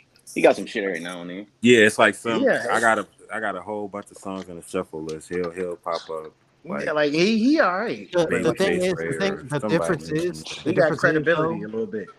the difference is though, Uzi. If you look back at like his earlier songs, he was actually rapping. Like he Rapid, actually yeah, that's No, what I rapping. he said. was. He was. He He was wasn't Like he actually like trying to wasn't. be like Lil Wayne. the Yeah. industry turkey about. That's why like he wasn't really awesome shit. He was just I just feel like rapping. he didn't. I feel like he didn't go super far with like the like drugs and all that type of shit though. He got He into kind of like just have like fun shit. Satanism and shit. Yeah, he kind of have like fun shit. It's like okay, you ain't really rapping nothing, but it's fun. If they gonna get you one way, they're gonna get you another. You Yeah, right. that's why I was like, yeah. This So when you Yeah, whole switching up your message, you gonna either start wearing shit you never wore or Well, whatever. yeah, because he was playing into that little, yeah. You know That's what he why I was playing said he into. was. That's our core. The nigga that he was rapping with was rapping longer than him, and it's actually one. Yeah. He finally signed to Meek now, but I'm like, he's been rapping for a minute, and he's been getting like facing the gatekeepers and shit. So he discovered Uzi Mm, before all that shit. That's why I'm like, he's underrated. It's damn. like it's so much politics and shit that go into who because you gotta have an image too. That's why I said, man, it's a quote like he who controls the images controls the mind. Like the Damn. rappers have images too. Like it's all hmm about the image, and plus the music. That's why I'm like, it all You goes right. together. You're right. This whole portion of the conversation slit proved my point, because I didn't hear nobody name no positive or country's rap that they listen to. It's the same mainstream stuff I that like y'all Busta. saying Oh is no, garbage. I I like said Busta Denzel Rhymes. Curry, Joey Badass. I be on some. But in V, those are the rappers that are getting pushed. So But Right. that's the You thing want though. to Somebody name can be and conscious they pushed still in rappers? the and We you industry can. hold still on, don't pushing hold that on, listen to music. them. hold on, let MV talk. Let MV talk. Go But ahead. somebody can be pushed and you still don't listen to them. That's like Coyle Ray. She got pushed. She sucked. She had she had hit songs though. What? And when Oh, her hell when her album dropped, what happened? Terrible example. It sold Nobody nothing. nobody Them fucking. Trash industry cuts though. yeah. too, though, bro. Them No, industry cuts. Envy got a point though, cause like a lot of these rappers that do get like pushed, they like when it's time to like really see what themselves look like, they ain't really on They shit for not real. hitting Like nothing. they not for real now. So it's No, like they But be having like one song. So I get what you're saying. the thing is, like, even if like we don't listen to them per se, that doesn't mean that they not making impressions on the youth that they are no, they Oh yeah. definitely targeting. still are. Yeah, they Big definitely are. fact, because that Coil Ray shit was playing all the time. That Coil Ray shit. My thing, That's what I mean. I remember my that thing shit. is this though. MV besides J. Cole, I don't even know no conscious rappers no more. So like when I want to listen, I listen to a lot of I listen to jazz and shit. I listen to R&B. I listen to all other types of shit. When I don't want to hear no shoot 'em R&B. up bang bang shit, Who you I just fuck with listen in to. Tribe R&B? Called But like even Quest and R and B shit. though, is R and B popping right? Like who's a Outkast. popping R and B artist right now? Like for real? I Yeah, also that's what I I said. don't Who know you when listen I popping to? say R&B artists. when I say I listen to R&B, I'm talking You about I talking listen about to Mary oldies? J. The Blige. Oh 90s, yeah, You know what I'm saying? No, I'm listening to, man. 2000s, The you know what I'm saying? classic shit. soul I'm listening type shit, to, I'm right? listening to Anita Baker. You know what I'm Oh, saying? Jill Okay, Scott. yeah, yeah, you yeah, gotta go to yeah. the The oldies. real oh, it's There a shit. ain't nobody on here hold no on. more. That's why Let I'm me like, when pull I up people my mean, post I that mean, phone. you shit, got Destiny Love and shit, the see songs and the all thing that is shit you was can killing. find like Oh shit. if you really want to, you can find music that Yeah. It's isn't. positive. Yeah, that's positive. You can find R&B artists today are doing well. The Weeknd is doing well. Giveon is doing well. They switched it Yeah. up. Like No, there's some it's a solid lot of ones. Some Yeah. And solid the it's a ones. lot of. weekend, But I think that's another motherfucker that's out here I promoting just drug abuse. I mean, but I And he think not I even think R&B He's I'm anymore. not He gonna just lie. be promoting on I it. some. think He somebody do. like Rod Yeah. Wave though pushes somewhat positivity. If you ask me. Rod Wave is cool. Rod Wave I dope like too. Rod Wave now. I Rod used to Wave couldn't be listen to him because stealing shit he though. just be crying though. Yeah, Rod Yeah, Wave they'll that's was why sing I'm to like, the that children. A lot crying, of people, bro. a Rod lot of Wave people be say stealing that. A shit. lot of people say that, but if you really sit down and listen to his latest album, it's really a masterpiece. I'm not gonna lie. He wrote it himself. He didn't take nothing Yeah, from nobody else. Facts, bro. so Juan, is Rod Wave considered an R&B singer to you? Nah, he's considered more of a rapper. Nah, yeah, Yeah, he's more I versatile though. Of course, he's versatile, but in Florida we consider him a rapper. Okay. Yep. yeah. okay. Rod Wave is alright. I got like I said, I've listened to some of his shit lately. But once again though, I'm not gonna pretend like I don't listen to this shit or I didn't listen to it growing up too. Like I listen to all the shit that most of y'all listen to. I'm just saying I shouldn't have had the option to listen to most of it. yeah. Well, in the area we grew up in, it was a little bit different too. I beg to differ, bro. I keep hearing y'all say that. I don't think it was different. I still think it I was feel like nothing glorifying the new under same the dumb sun, shit. man. That's in the Bible. Nah, I feel like the music was a little bit different in the early Money, 90s. cash, hoes. Yeah. Right. I mean, you I had think some people accessibility out Shoot is 'em different there. too up, though. what? Shoot 'em up. Well, I'm What? Accessibility is a seeing little bit different too Lauryn though. Hill. I'm seeing, it's a little bit different, bro. The But it was I R&B would was also. But say different. I would say accessibility a is a little bit difference different too though. was like at times, yeah, we had Jeezy, but he would also do songs like "Leave You Alone with Neo," or Yeah. we had more combinations like those, and I Nah, think that Juan. Yeah, it's more versatile. Jeezy didn't do enough. Jeezy will put Jeezy out an was album later and though. have Jeezy will put out an album and That have shit was class. I mean, and he put out classic albums. Yeah, his Jeezy shit put was out classic. classic after Them classic, streets. right? But what I'm saying is you put out classics, and when it's, let's say it's a 15-song album and 13 songs about it are about trapping and selling drugs, and then you write one for the bitches and then another one for, you know what I'm saying, The something radio. else. you know what I'm saying? A little Yeah, radio motivation play. Then you know what I'm saying? There's no positivity in that, and that's what I'm I feel saying. like I just want us to find some positivity somewhere. What about Kanye? Early on, think about it. I agree. Yeah, I mean, he Kanye. crept through. Yeah, Kanye. Think about it. Common but was pretty good like too. what I'm saying is like, yeah, there was obviously some, but there was still the same shit, bro. Like there was never a time I can never remember a time where there wasn't negativity all through the airwaves. I'm 33 years old, and I can never remind you. I can never sit back and tell you. I can't tell you when it wasn't just bullshit and negativity coming out the airwaves. Pharrell made that one song have to called go back Happy. to the 60s. But people listen to but what different Ox is saying, I do get. Like in my lifetime, he's right. Like realistically, I'm a year older than you. Realistically, there was always like DMX. I fucked with him, but that was super negative. Tupac, it could be negative, it could be positive. You ain't know what you're gonna get. Biggie Smalls, it's always been negative. You're right, Ox. You're right. But depending on which region you were born in, for real, would depend like who you raised around. It sets up what kind of music you was listening to. Because you can go to East Coast and say some shit like DMX, then you'll say some KRS or Juru, the Damager, I like the Fugees. Shit like the underground shit. New York had a whole lot of styles back in like the 90s. That's true. I mean, that's but it's still that's on true. the radio. That's true. You can say that like a Tribe Called Quest and all that. That shit was they were fire. amazing. They were amazing. But you can say that for every region, and you're right. There is some there, but the ones that are more prevalently played is more negative than positive. You're always in California, we mostly listen. It's mostly gangbanging and drug dealing music. Especially in the early 2000s and late 90s and stuff. That's I mean, what it East was. Coast, it was the same thing. I'm in DC. That's because I got home. Yeah, same thing.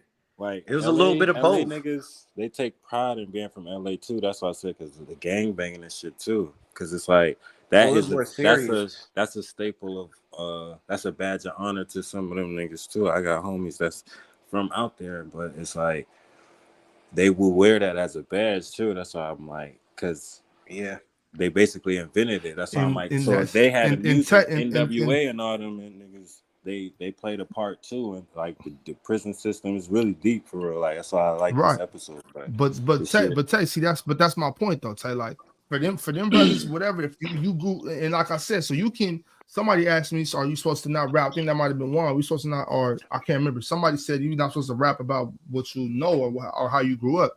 That's cool.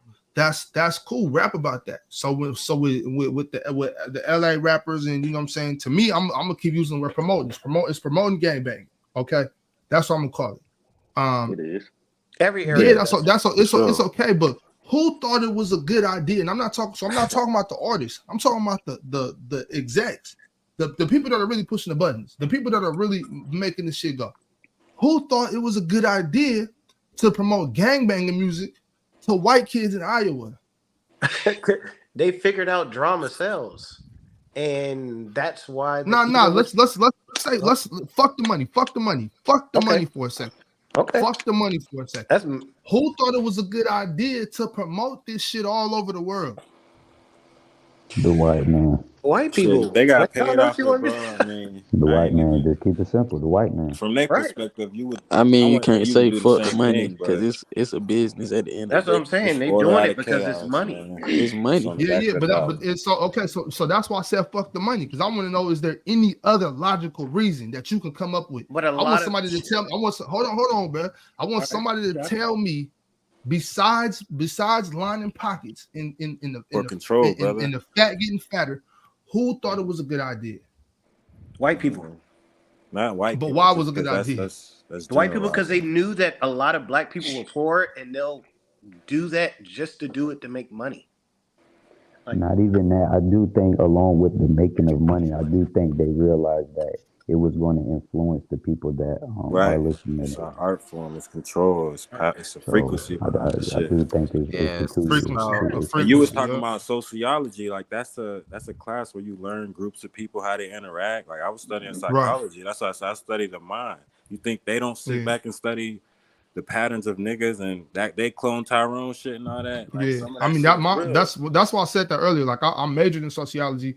I didn't finish school. But to be you know what I'm saying? fair, So though, that shit was crazy. I was just to be fair though, it started a lot way farther back than when we started rapping, bro. To keep it a buck, it's just control. Like you said, I think when Malcolm X died, 60s, man, Black Wall Street and all that. Yeah, when we got free, bro. when we got free, we weren't even free. Like I'm not even trying to go. MLK was an agent, but people don't be the agent, bro.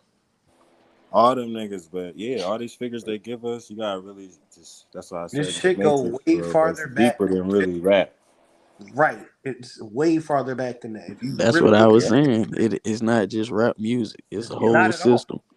There's a lot of things that try to make black people look bad. I mean, even you look at like them old what's it called, caricatures. They do the little black face and dance and eat watermelon, all that bullshit. Yeah. They've been trying to make black people. You talking about the minstrels? Yeah, minstrels. Yeah. Well, look, but in their defense though, KT. Well, not in their defense. My bad. I started that wrong. Whoa. I started that wrong. But no, I'm still gonna say what I was gonna say. It's just not in their defense. All I'm saying is, all I'm saying is, shit. We making it easy. Niggas is dressing up like clowns, running around, giving them a circus. You know what I'm saying? It's not hard. It's not hard to convince. So for instance, it's not hard to convince the motherfuckers over there, like across the waters. Yeah. It's not hard to take media content. I can make a pitch deck. I can make a pitch deck in a 3 minute added with a 3 minute media of black culture, and I can convince some motherfuckers over there that we are nothing but clowns and court jesters. Okay, and it would not be hard.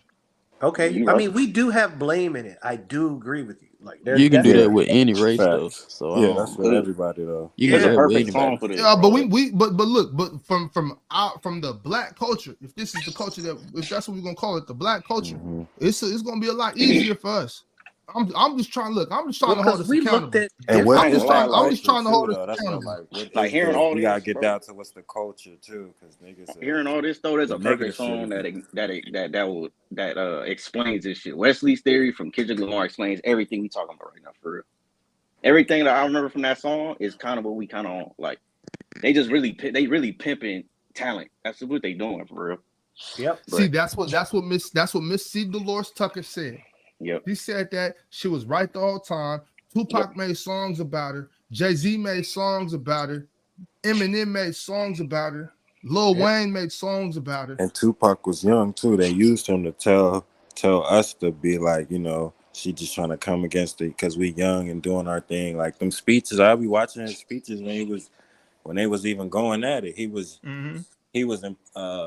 had influence on the youth, and he knew it too because he was saying his music was pimping white kids, all the shit you was just saying. He had interviews like that. But if it was pimping white kids, it's definitely pimping niggas.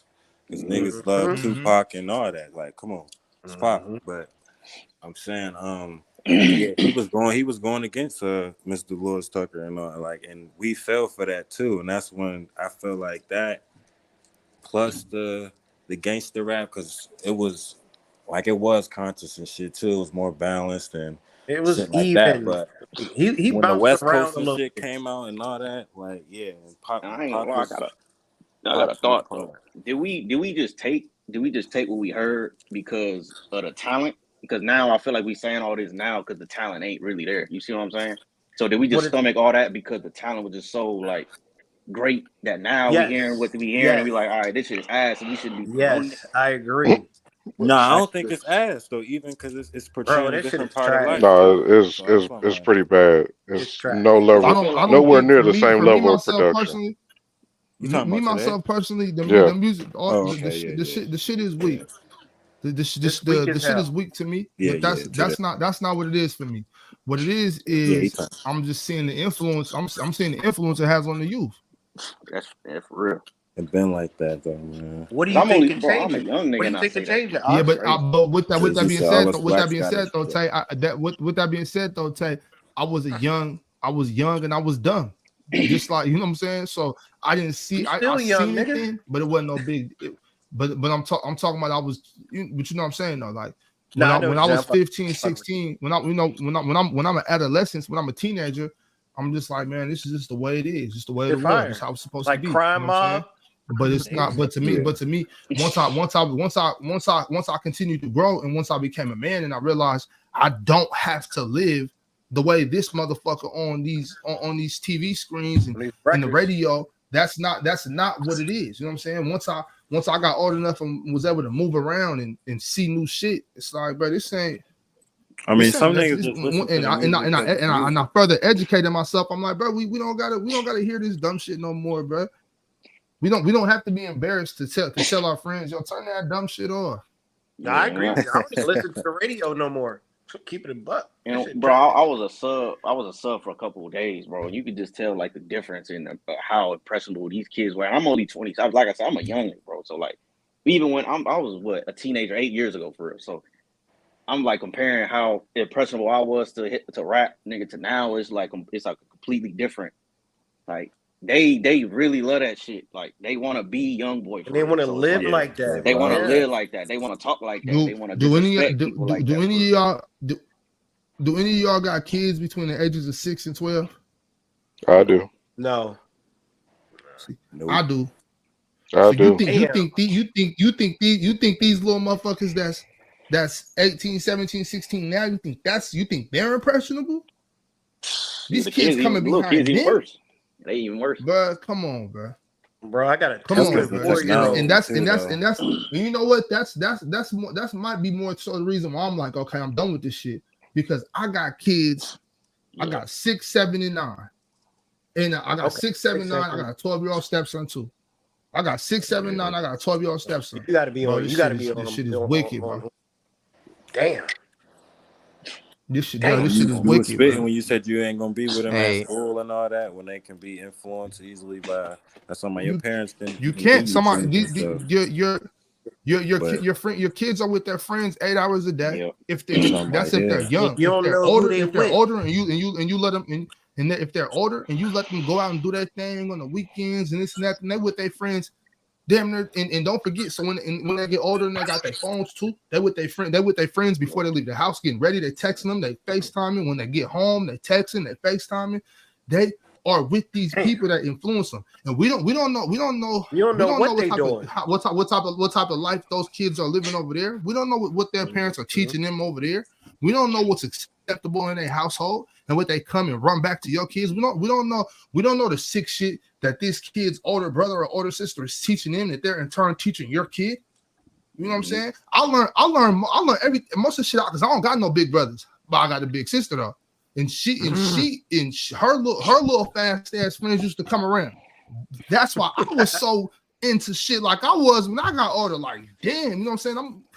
Are you trying to blame your sister? No, I'm lightweight blaming her fast ass friends though. my sister. I'll tell you, I was like 10, and my sister, my sister 2 years older than me. She had a friend that was a year older than her, and she was one of the girls that developed a little earlier. Feel me? She spent the night at her house. She spent the night at her house one time. I was in the living room kicking with them. My sister go take a shower. Her friend was like, "You want to see something?"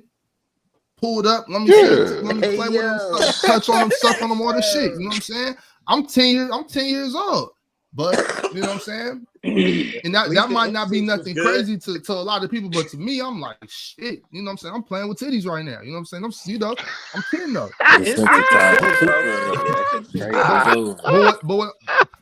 But what I'm saying is though, even before that experience though, my sister would come home and tell me shit like, hey, did you know about this? Did you hear about that? I'm like 7, 6. I'm like, what the fuck? But that's because she got friends who got older friends that are 17, 18. You know what I'm saying? That's telling them shit, and they 13. They, you know what I'm saying? They telling us. We learning shit from. I'm learning shit from my sister, who's learning shit from her friends, who's learning it from their older siblings, and that's how shit goes. Our parents can't control what somebody else's older sister tells her little brother, who tells me. Yeah, There's only so much you can control. Yeah, as a parent, what are you supposed to do in that situation? You know, like you can't. You just got to Make sure your child just knows try to right tell from them the wrong. right thing to do. Yeah, facts. But Yeah, it's about the information That's and all you the can do. that's all you That's can all you do. principles can you've do. installed in them. If you've been doing your job as a parent, you ain't got nothing to worry That's about. right. That's what you have to do. I mean, you still, even if you do, because I got a 4 year. My son just went to school the first. He's 4. He's about to be 5, but he just went to school, and I'm like, oh damn, man, he's around these other kids. Then my youngest son, he's going to go to school next, and I'm like, bro, the most thing I worry about is like, yo, like at a certain point, I know he's going to be in a class 8 hours a day with people I don't know and people you can't control what they're showing him, telling him, and it's going to be a problem. It can be. That's why when I eventually had kids, I want to do shit differently because I do think about that type of shit too, bro. I Well, can't. it's hard. I can't. Well, The it's hard world to is do just different. weird. Like Yeah, because if you it's homeschool under them, some energy.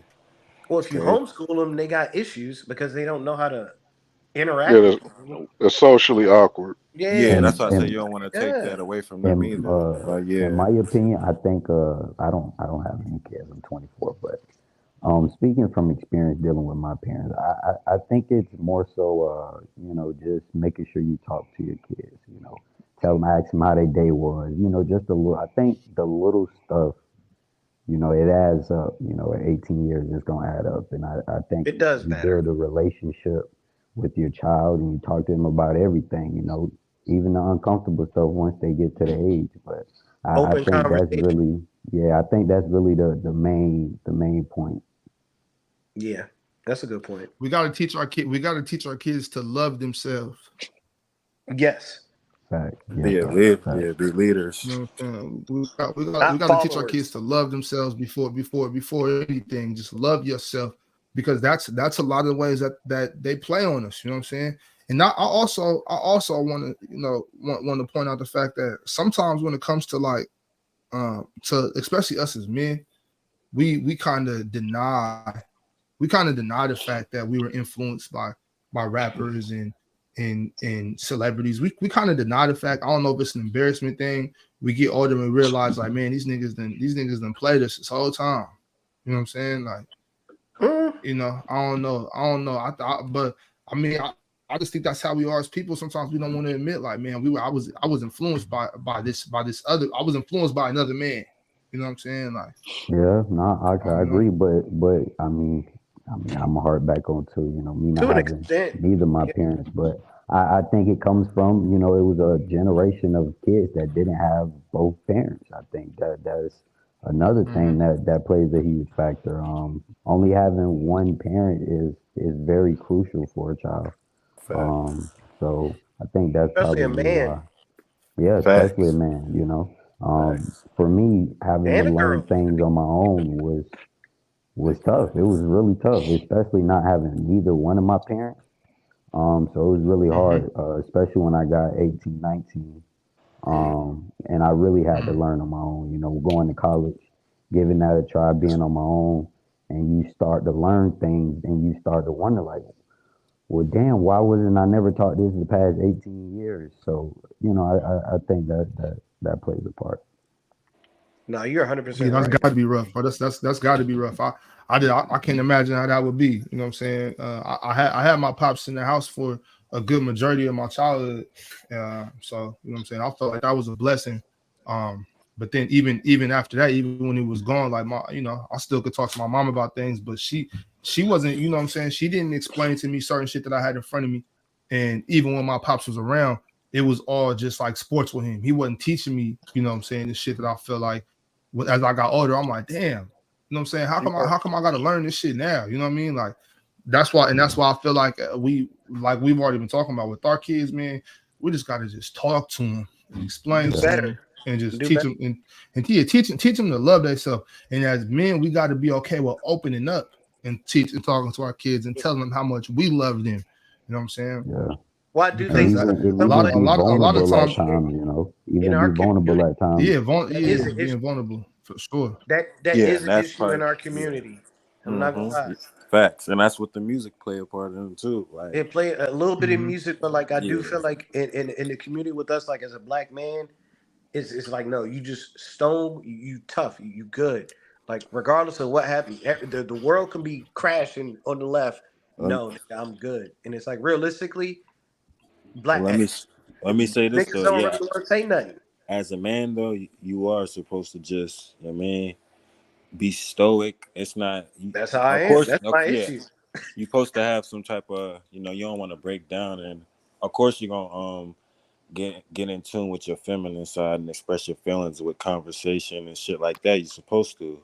It's like Not you're me. not supposed to just try to be one sided. But as far as like with others, like people you can't trust, of course, or just to people that really ain't that probably gonna throw it in your face, or they really don't give a fuck what you trying to say. It's like sometimes you just gotta keep take that shit silently and just keep going and just Yeah. Well, I do feel like even That's with true, Tay. But I'm talking about I'm talking about mostly with our kids though, with our children. You know what I'm saying? Opening up to our children and the expressing kids, to I feel them, like that's a little bit easier. expressing. Well, yeah, it could be. Some of us not. You know what I'm saying? Like, Okay. especially with like when you our age, I'm pretty sure a lot of our pops, the ones of us who had our pops for however long we did or whatever. You know what I'm saying? Like, my pops wasn't the type to open up and talk about no love shit. Like, you know what I'm saying? I love you. Like, come on, So like, you weren't close to him like that. no, I mean we was cool. We was cool. Like we didn't have no problems. Like I know that he did. I know that my pops loved me. I'm sure he still loves me today. But you know what I'm saying? It's just the way he was brought up. You know what I'm saying? He not gonna be. Yeah, he alive. Yeah. Okay. He not gonna be giving hugs and talking about I love you, son, and talking like to me like before the you know what I'm fact, saying? Ox, But you said, how's your relationship with my dad? Hey, it's cool. That right there says a lot about how us as black men kind of communicate our feelings, man. We gotta do better. A lot better, man. A lot better. And that's what I'm saying now. That's what I'm trying to do. Like I tell my son in the morning, you know what I'm saying? Order everything, you know what I'm saying? All the shit. What you got to do today, you know what I'm saying? Protect yourself at all times, you know what I'm saying? Love yourself, you know what I'm saying? Take care of yourself, you know what I'm saying? Yeah. You never need permission to take care of yourself. You never need permission to look out for you. You know what I'm saying? Defend yourself and protect yourself at all times. Just and make sure that you love yourself, and then I love you too. You know what I'm saying? We gotta talk. It's just I'll just just to reinforce that because I think a lot of us, a lot of men too today are still kind of are tormented by that. Like, man, my pops, wanting that, looking for wanting that connection, wanting that love. You know what I'm saying? So just don't want my kids to have to crave that shit. You know what I'm saying?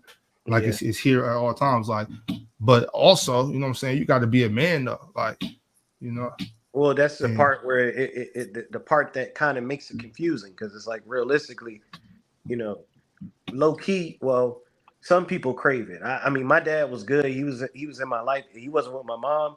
He wasn't with her since I was like 3. He passed away probably last year, but like he was good, but sometimes the connection was different. Like you said with your pops, a lot of what we talked about was sports. A lot of it's we all talked, basketball, and it was like basketball. And he would train me and do all that shit, and I still loved him, but it's different.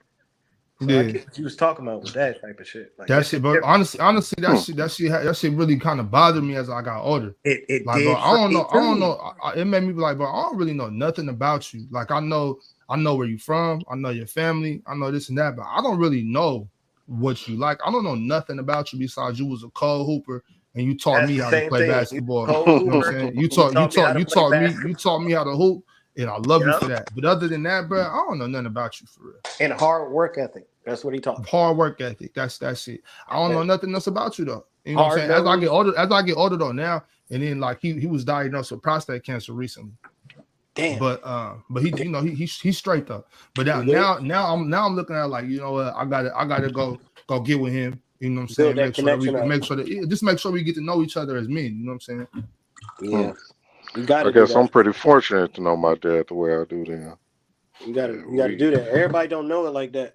Yeah. That's wild. So minor. So what? Like your pops was like the type to talk to you, open up more, and kind of. Oh yeah, man. I mean, he would sit down. We have conversations about girls, conversations about life, about money.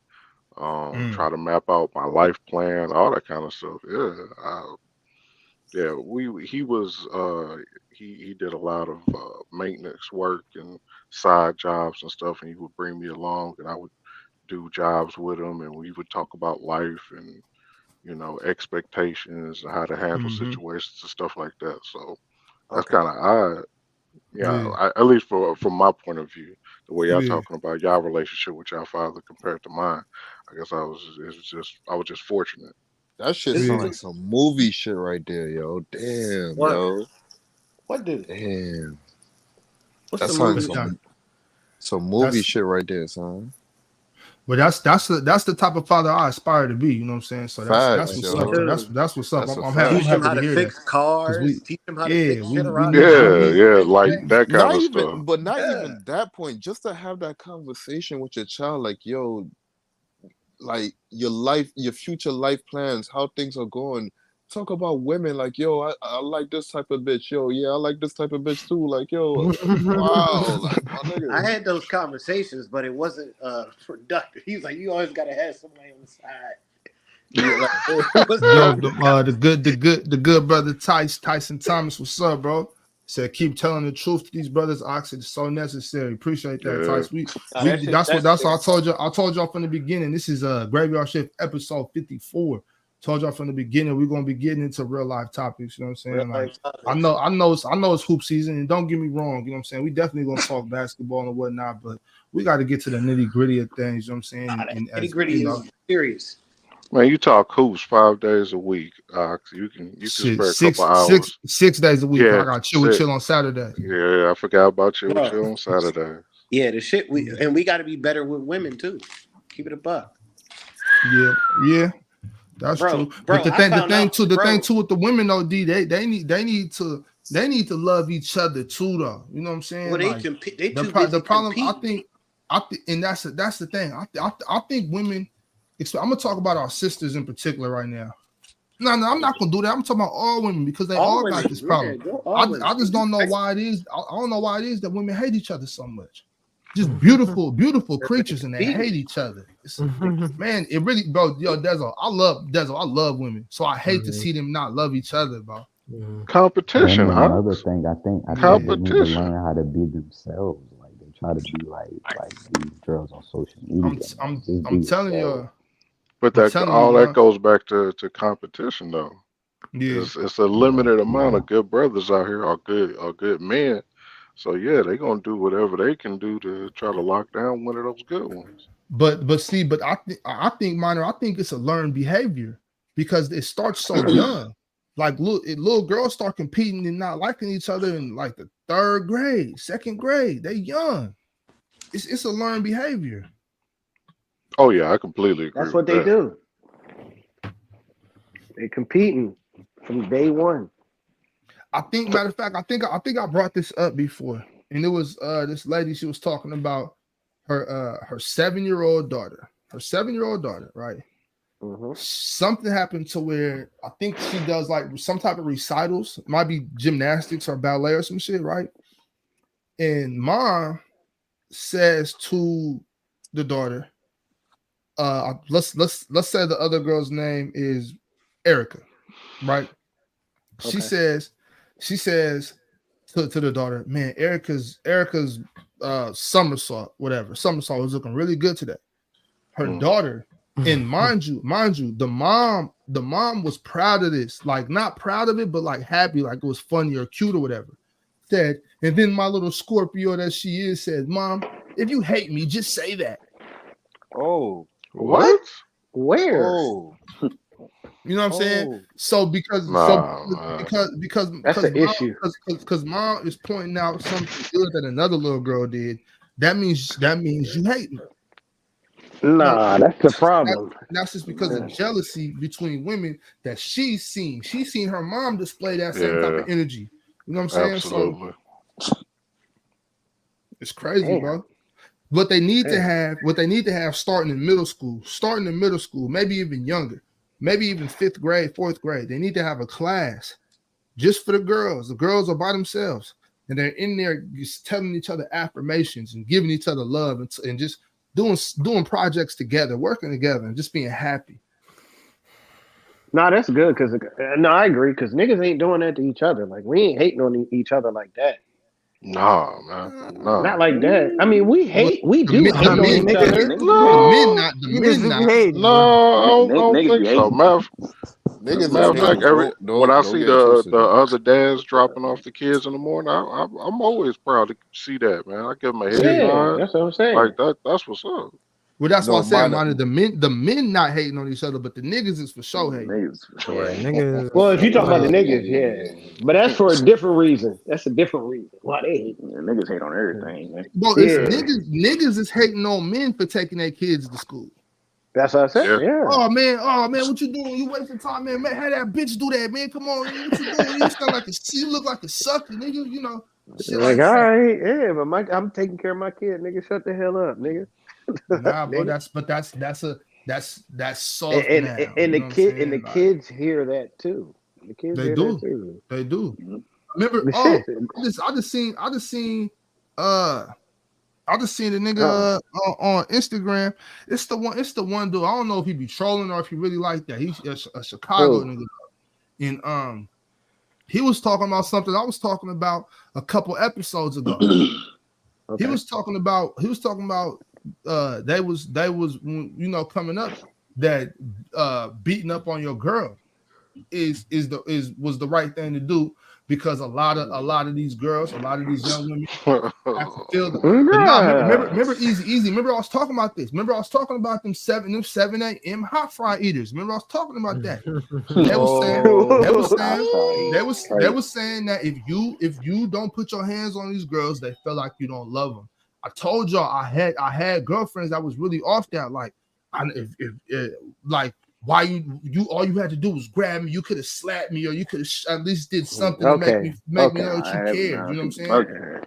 I had a couple that beat, tried to. Well, they did beat on me. I was like, nah, I'm not gonna hit you though. Like I'll beat the dog shit out of you, but I wouldn't hit a girl. That shit crazy, bro. Man. That shit How that crazy. work, bro? I don't even speak on that. What? How that work? It didn't work. I was like, you gotta go, bitch. Like, for real, you can't keep hitting me because I can't hit you. These are problems though that we got to address. Like, why they're that's a learned behavior as well. That is a learned behavior. That's some deep trauma right there. But I'm talking about this is like I'm 15, 14, 16 years old. These are teenage girls. It didn't start happening. If you don't slap the shit out of me. If you don't slap the shit out of me, then you don't love me.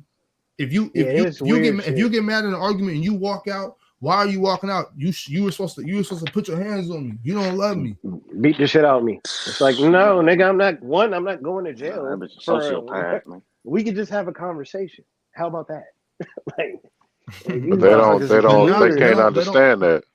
There you go, Monitor. They don't know how to have a conversation. They don't have any coping mechanisms. They don't have any coping skills. That's the problem.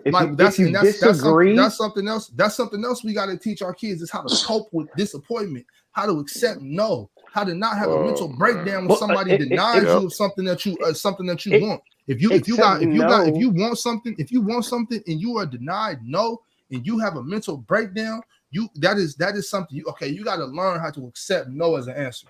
You got to learn how to accept disappointment.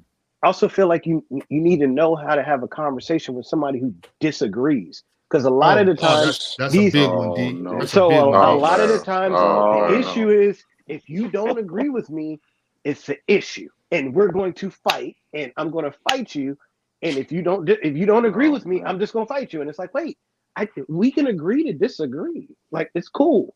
Like, well, you see, I don't know if you seen. Ain't no gray. I already know where you're going. Ox. Yeah, I already know the segue.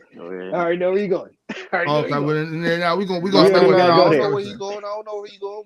What's about that? No, go ahead, Ox. Go ahead, Ox. Say what you. I think I know where you're going, but go ahead. Say what you about to say. Well, I was just saying, I'll be dealing with shit like that on the regular on PC. You know what I'm saying? I knew where you were going. We be getting into it a lot.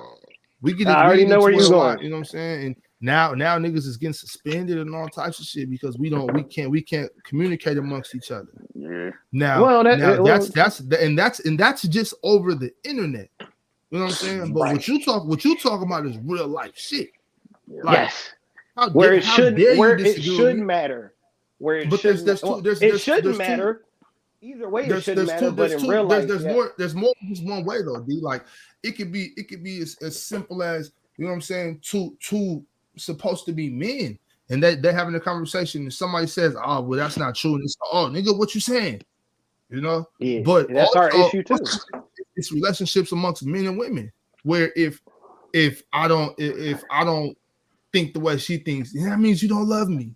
If I don't placate to what you want, it's issue. Like I've been through that a lot. So that shit, man, I'd be like, bitch, I just shut up.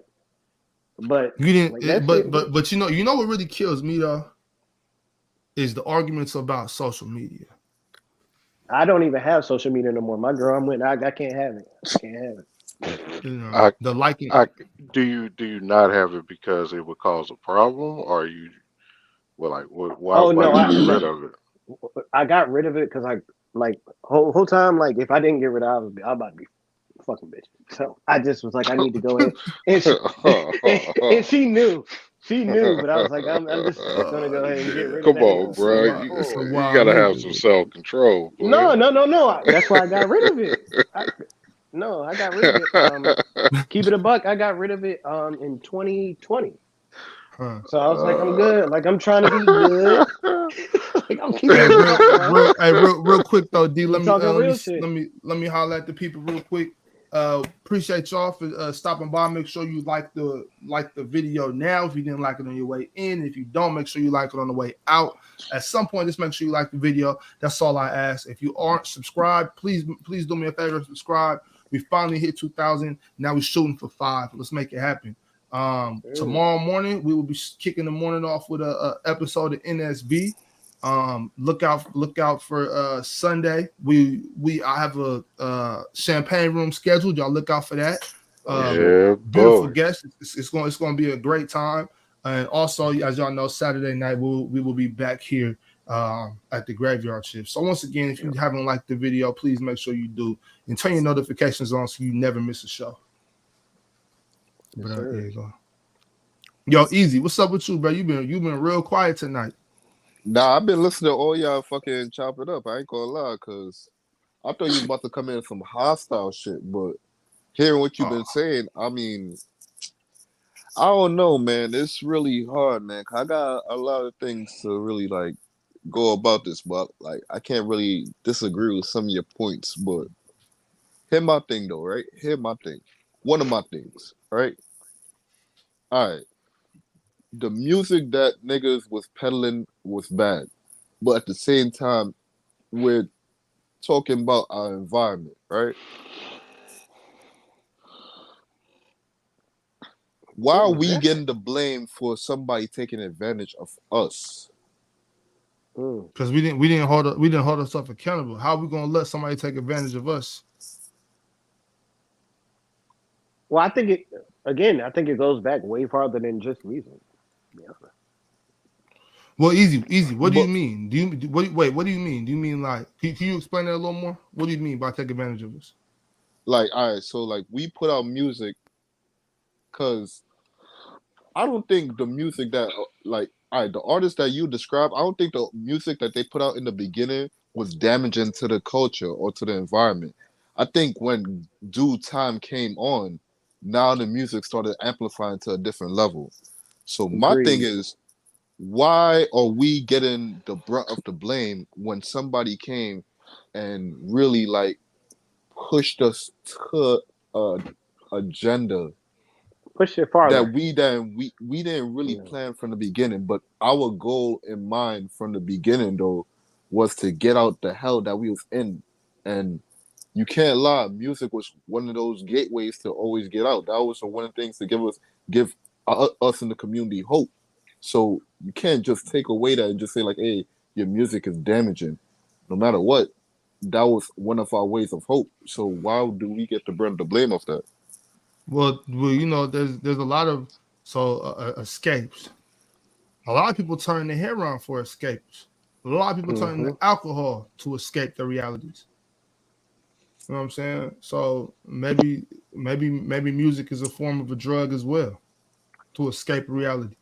That in turn has a negative impact down the line. Well, I do get his point though. Like, I mean, early on, Damn, Moss, I you just don't think cooked. it I ain't gonna was lie. that. I don't think it was that early on. We got the down south, and then we got the all that coming in. You know, Tupac. I mean, he was a little bit, he was a little feisty, but I feel like it didn't start getting super bad, especially like drug use, like literal talking about a whole song about drugs. I mean, that's kind of recent. To like 20, what, 14, something like I that. Like mean, that I shit mean, was different. I mean, people were talking about drugs back then. It was No, they just, talked about drugs, but like the whole song is like I'm sorry, but like I fuck with Juice World, but like I mean uh, some of that Before shit. you talk crazy, R.I.P. Juice, R.I.P. Juice. No, RP, I fuck with him hard as hell. I fuck with him hard as hell. We got so many guys that were extremely talented people, but a lot of their shit was about drugs. Like, mhm. man, that's the truth. Like, I Has there mean, ever been a rapper that kind of started off that path of like destruction as far as talking about drugs, drug use, abuse, and things of that nature, been able to maintain that turn away from that and still keep that same level of popularity? I mean, you look at the rappers no. now, they're yeah, I can't think of any. If I were Future, Maybe I think maybe Nipsey Hussle got Gucci. the closest. Who? I think Nipsey Hussle Yeah, got the closest. Nipsey is probably the closest. Nipsey? And Okay, yeah, Nipsey, yeah. Okay. yeah, the only ones I could think of is Nipsey Nipsey wasn't and talking Gucci. about pushing drugs to people in the beginning though. He was just talking about gangbanging shit. yep. Nah, he But was he, talking about drugs and shit too, He was to a talking but certain about doing extent, you know. drugs? but yeah, yeah. Nah, But selling drugs. selling drugs. But Okay. he Selling made that drugs. turn. He did make that turn. But Well, yeah, outside of it ain't him, many. yeah, it's not too many. Mm-hmm. I mean, I just Jay-Z. think now the I would culture say is kind of, different. I would Jay-Z? say kind of, E42, but Yeah, he still yeah. does drop, he still does drop some drug dealing music still to a certain extent. But But I he would say he wasn't. kind of did. I mean, when he was rapping in the '90s and you know what I'm saying, late '80s, early 2000s, it was heavy drug dealing music. It was, but oh, damn, I didn't even really. Damn. I mean, niggas got lanes. E40. Niggas got lanes that they usually stick to. You know what I'm saying? Like, Yeah. that's not really too many that like the people who can truly make that switch are the people who live on forever. You know, like those are the legends. Like, not too Was many. Coolio doing that? Was Coolio doing that back in the day, rapping about drugs? I don't. I'm not too versed in Coolio's discography to really let you know about it. To be honest. I mean, I I know don't more remember than him the really doing that. occasional weed reference. I don't really Yeah, I don't remember. remember. Yeah, I remember him really rapping about drugs like that. Like it is a thing that happened around the 2015. I mean, it's always been drugs in rap. We know that. But around like 2013, 2014, it became like a heavy push. And like we pushing that. Well, And you got it wasn't just the regular the regular drugs like weed. It was no, like it wasn't. It was it was the perp, lean, it was the perks, lean. Well, But mollies. Little Wayne was in 2007 talking about lean. this is Yeah. my thing though, right there. You see, that's my thing though, right there. The rappers are talking about the environment that's around. So yo, you talking about 2014? Yo, I remember that time. Them drugs that you was talking about was big in the community. Niggas Oh, they was was fucking super big. drinking Yeah. lean, popping Yup. pills, Xannies, taking all Molly, that all shit. type of shit. That was the Yeah. environment. That's what happened. I know what you're talking about. It just popped out of nowhere and just went It became crazy. like ridiculous. Like, yeah, like So what happened? why fault the rapper for talking about what the fuck is going on behind the scene? He letting us know what the fuck is going on. That's I why mean, this music is so addictive. a lot Because of we these don't. dudes don't speak on these things to bring awareness to them. No, they speak on these things because that's what's popping. Like, yo, Yep. it's lit to talk about these drugs right now. I'm gonna hop on a But track Future, and that's a talk about these but that's drugs. Future is a it's a prime double-edged example. sword. It does Yep. it does bring awareness because you're This nigga talking about it. Future Yeah, said, but I talk about it, but I don't do it. And it's like, bro, shut up. Well, His but if first they off, verse talking Future about speaks it in a like saying dirty situation where shit. it's like a wait. celebration, First off, Future's a liar because he said he was doing that shit, then he stopped because that shit was fucking him up. So No, he's a he liar. did. No, but then he was like, then he kept rapping about it. He Yeah, didn't stop. but that's on you now though. If he came out and said, "Yeah, I used to do it, but I stopped," now that's you liking the flow and his Well, I style. heard an interview of him saying, I don't do that shit. That's what I heard. I vividly remember an interview saying he stopped doing that shit. He had to get off drugs. I remember Lil Baby saying, I stopped doing lean. I remember him saying that too. Yeah, I remember that. I don't remember her Future saying that, but I do remember Future saying, like, I don't even do that shit for real. I just rap about it. It's like, oh, nigga. See, the thing is, like a lot of these rappers, they'll speak about something till it's not, it's not Hip. hot anymore. You know what I'm saying? Like Yeah, lean. A lot of people got off lean. You know what I'm saying? A lot of people not for even doing sure. lean no more. Bro, are So you like, telling me a nigga from down south not drinking lean? Yo, do you not remember Future Lean, But from the that's a lean, beginning? lean down, still, that's Coming a lean up, down still hot south over here. nigga thing, had though. fucking mixtape covers of double cups, bro. What? easy. But What? what I'm Dirty saying Sprite is, was his first mixtape. but what I'm saying is, lean's not even relevant no more. Nobody talks about lean anymore. You know what I'm saying? Well, it's Now not they super moved on. popular. Yeah. They it's moved not on as popular. No. Okay. They moved on. they That's moved that's a on to the fact. They Now, new did. next. They now they moved rap on to the about next best fentanyl. thing. Yeah, Now they Oh, rap now about no, they they rap. talk about fentanyl and popping pills. Yeah. Now Oh, they fentanyl is rapping crazy. about perks and doing Zans. What is it? What do they call it? Perk 30? I don't even know what Perk the fuck 30, that yeah. shit 30s. is. What the Like hell is that? it's gonna be a new drug every Different types time, of bro. perks. Like that's Yeah. why it's always gonna be drug rappers out there. Yeah, Whether no, it's it runs the game. whether it's the cocaine rappers or the fucking the weed rappers or the fucking lean rappers or the perks Pushing rappers. P. You know what I'm saying?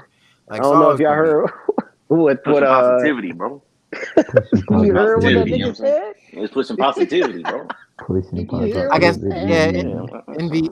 Envy is kind of correct. Like Yachty did just come out with a song about lean, so you know. Yachty's trash. Lean, He been trash for a lean. He minute. took the walk to Poland. Yeah, he took the walk to Poland, but that's that's what I'm saying. Like it's always gonna be like even if lean isn't relevant, like it's gonna stay in the conscious because they gonna just change the name of it. You know what I'm saying? Now it's walk. You know what I'm saying? Like Yeah. Yeah, walk hard. Yeah. It is scary in reference to our community. It's like, yeah, we just gonna ride with. I don't know. I don't get it. Actually, I would say low key. Not something to really think about. I think a lot of rappers still rapping about lean though. For real. Like a lot of them Detroit rappers still rapping about lean. They just got like you said different names for it. yeah, just Moneybag Yo different name. got what was it? What was it? Waukesha. That was a hit. Come on, lean for real. So I mean, Okay. they got a little different names and shit for that. Yo, Yeah, I think one of the covers for that song was a double cup for Waukesha. Damn. For Waukesha, bro. The fuck? I mean, if you, I thought I'm trying to think of it's I swear Vezo. His whole shit is but that's the point of this conversation. Easy. Yeah, Like we should like why are these rappers promoting this shit? You know what I'm saying? At this point, I don't think it's. I mean, the rappers promote it, but I do feel like the record labels will look and be like, okay, this is popping. This is what we got going on. So we're gonna go with him, and if you're doing that, we'll rock with you. And There's they'll plenty of promote it. rappers. There's plenty of rappers who are out here not talking about No, the shit I agree, but the issue is they're not on. exactly. They ain't Only got the But why machine aren't behind them. why? Yeah, the yeah, machine it's doesn't the want to promote them machine. though. They're gonna The machine promote doesn't want to. they're gonna promote the illness and the shit to put into to the community to hurt people and mislead the youth because realistically, rap and all that hip hop shit, low key. I mean, if you over at well, maybe some people might be. I'll listen to like some young shit every now and then, but realistically, that shit's garbage. But like the younger people live by it. And it's like, no, that's not how you live, bro. Like it's just music. Like that's not how you live your life, bro. Like you ain't got to do pop perks and do all that shit, nigga. Just go play football or do some shit like that, nigga. Go do some shit that you ain't, putting yourself in danger.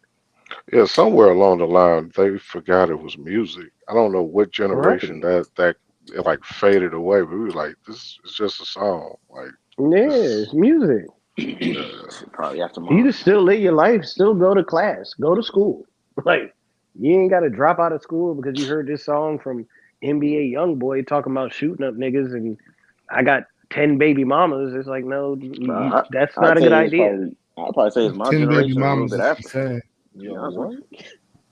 Yeah, this No, I think nigga, no, I think he got like 7 or something like that. I don't know. this nigga NV What? is spitting in the chat. I didn't even know that they discontinued acting. How the fuck do you even Yeah, find walk out this hard. information? Yeah, I had walk Yeah, hard. they've been What they A happened? month but ago. look, now I think when they discontinued act, it was a little while ago. You talking about academics?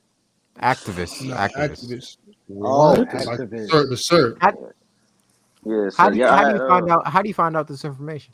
I don't even know what that is. the now walk hard. I had you walk gotta Activists hard is know a for guy. not that Link, long that's the activists ago. is what link. you put. Yeah, activists is what you put in Sprite to make it lean. Yeah, walk Oh, hard. I See, never had I that. Make was Sorry. I had the flu. I think it was in like February, and I had got prescribed walk hard. So when it's like I think that's the new cough syrup shit that they like NV saying they Mm-hmm. might be using that now. I guess it's potent. Hey, That shit matter heavy. of fact, matter of fact, I seen a little clip. Who brought up Charleston White earlier? Somebody brought it up. Somebody brought up Charleston White earlier, right? I seen the clip just the other day on it might have been TikTok or something where he was talking about the only reason they discontinued that. Well, I'm pretty sure it's not the only reason, but a big reason they stopped with the activists is because y'all remember when Justin Bieber, when everybody found out Justin Bieber was sipping Yeah. syrup too. He was Mm-hmm. sipping? Yep. Yeah. Yeah. Man, that shit was Yeah. big. That shit was Nah. big. That shit was everywhere. Yeah, that was everywhere. They damn near did like an intervention on for Justin Bieber. He was doing bad. I ain't see that shit. And Damn. you I know what's remember gonna that. happen if Justin Bieber is doing lean. Oh, it's Yeah. over with. And Cut it out. they put up to the crib and it was empty bottles everywhere. Damn. Yeah, they So weren't doing that for Wayne. So I don't know how much, I'm pretty sure that wasn't the only contributing factor, but I'm pretty sure that was big, like in the industry, you know what I'm saying? The motherfuckers that's lining their pockets off of Justin Bieber was like, no, we can't have this. Nah, Well, shut that shit down. I mean that shit was about to take out Wayne and Rick Ross. So True. Wayne Yeah. crazy. See, Wayne and look tripped out yep. right See, now. I don't know if you seen him. he looked like he trying to bounce back. He looked like a But fat see, baby. I don't know what the fuck going on. MV talking about, yep, they discontinued it and white people start using it, and that's when the opioid crisis crisis started. You know what I'm Well, saying? what do you think about? Well, no. See, now you're getting deep. So if you think about it, when crack and all that shit was an issue in our community, nobody cared. When opioids became an issue in their community, it was like, oh, it's an epidemic. It's like, oh no, it was the epidemic then, but also you put it there. Also, Purdue Pharmaceutical is, you know what I'm saying, responsible for a lot of this opioid. Well, they got that crisis. oxycodone type shit, like all that shit. Like hell yeah, nah. But when it started affecting white people, was where it became a problem. I hate the fact that like we rely so much on white people to like care about us. You know what I'm saying? I hate that shit. Like I don't give a shit. I don't give a fuck about Michael Phelps winning 8 gold medals. I don't give a shit. You know what I'm saying? I give a shit when. Yeah, why Michael Phelps had to catch a stray, bro? I'm just naming. Damn, Dezo. Like, damn, I'm trying to get where you're going with this. Hold on. Let me. So Dezo, he's an Olympic gold medalist. Dezo. It's impressive. Like, But where are you going with this? Do I give a shit? No, I gave a shit when I gave a shit when Usain Bolt outran all. I knew you was going there. You know what I'm saying? I gave a shit when Serena Williams fucking won 20 Grand Slams. I gave a shit. Okay. But the thing is, I gave a shit because they look like me, bro. I gave a shit because I'm rooting for us. I Okay. don't give a shit about the fact that white people got opioids the same way they didn't give a shit when we had crack. Well, that was kind of my It's point, but yeah. it's the same vice versa, bro. Dave Chappelle said the same thing. He was like, hey, "You can give a fuck about us." I gotta say this. I do gotta say this, see, because I think that's the biggest issue we're having here. Dezo, is we better than that. Dezo, we better than that. A little bit. You know what I'm saying? We Now better the than fact, what? the fact. Now Michael Phelps won that shit, I bro. don't give a shit about the Michael Phelps shit. Fuck that motherfucker. You know what I'm saying? I don't even Yo, care about that. Michael But Phelps. I'm Yo. Phelps is Smothered straight. for real. I'm talking about this. Yeah, them motherfuckers, they didn't care. They didn't care when black folks and Mexicans and Latinos and anybody else was hooked on crack. They didn't care. No, it's an But epidemic. I still do care about little white kids. You know what I'm saying? Taking popping pills laced with fentanyl. I do care about the opioid epidemic where it affects all people. You know what I'm saying? White kids, black kids, Mexican kids, Asian kids, all of them. I do care. I hate to see it because there's I've seen too many times in the streets of Portland and in Seattle where it's young little girls walking out here strung out. You know what I'm saying? I was It's- gonna well, ask you, I'm in DC. That shit bad, bro. Yeah. Yeah, they out there looking like But zombies for real. what I'm saying is though, like whenever the crack epidemic comes up, or whenever like something that's going on in black communities, like gun violence in black communities comes up, we always look into white people to try and help us out. Like, yo, why aren't y'all putting laws in place to help us? Like, fuck that, bro. Where are the community leaders to go outside and be like, yo, we're not doing this no more. Chill out. That kind of changed at a certain point. I don't know when it happened, but like at a certain point, people respected their elders, and they respected, guys in the community. But now it's like, nah, nigga, I'm hard as shit, nigga. What you talking about? I got a wife and kids. You want me to go out there and be like, hey, y'all, stop using guns? I'm not talking about you, minor. I'm talking about that's the same feeling as a community leader, though. Well, it's the respect factor is gone, bro. But there's we don't respect each other. There's pastors and churches all over. Yeah, but nobody going to churches. Who going to church? Hold on. The niggas that you gotta talk to don't respect pastors. This is my point though.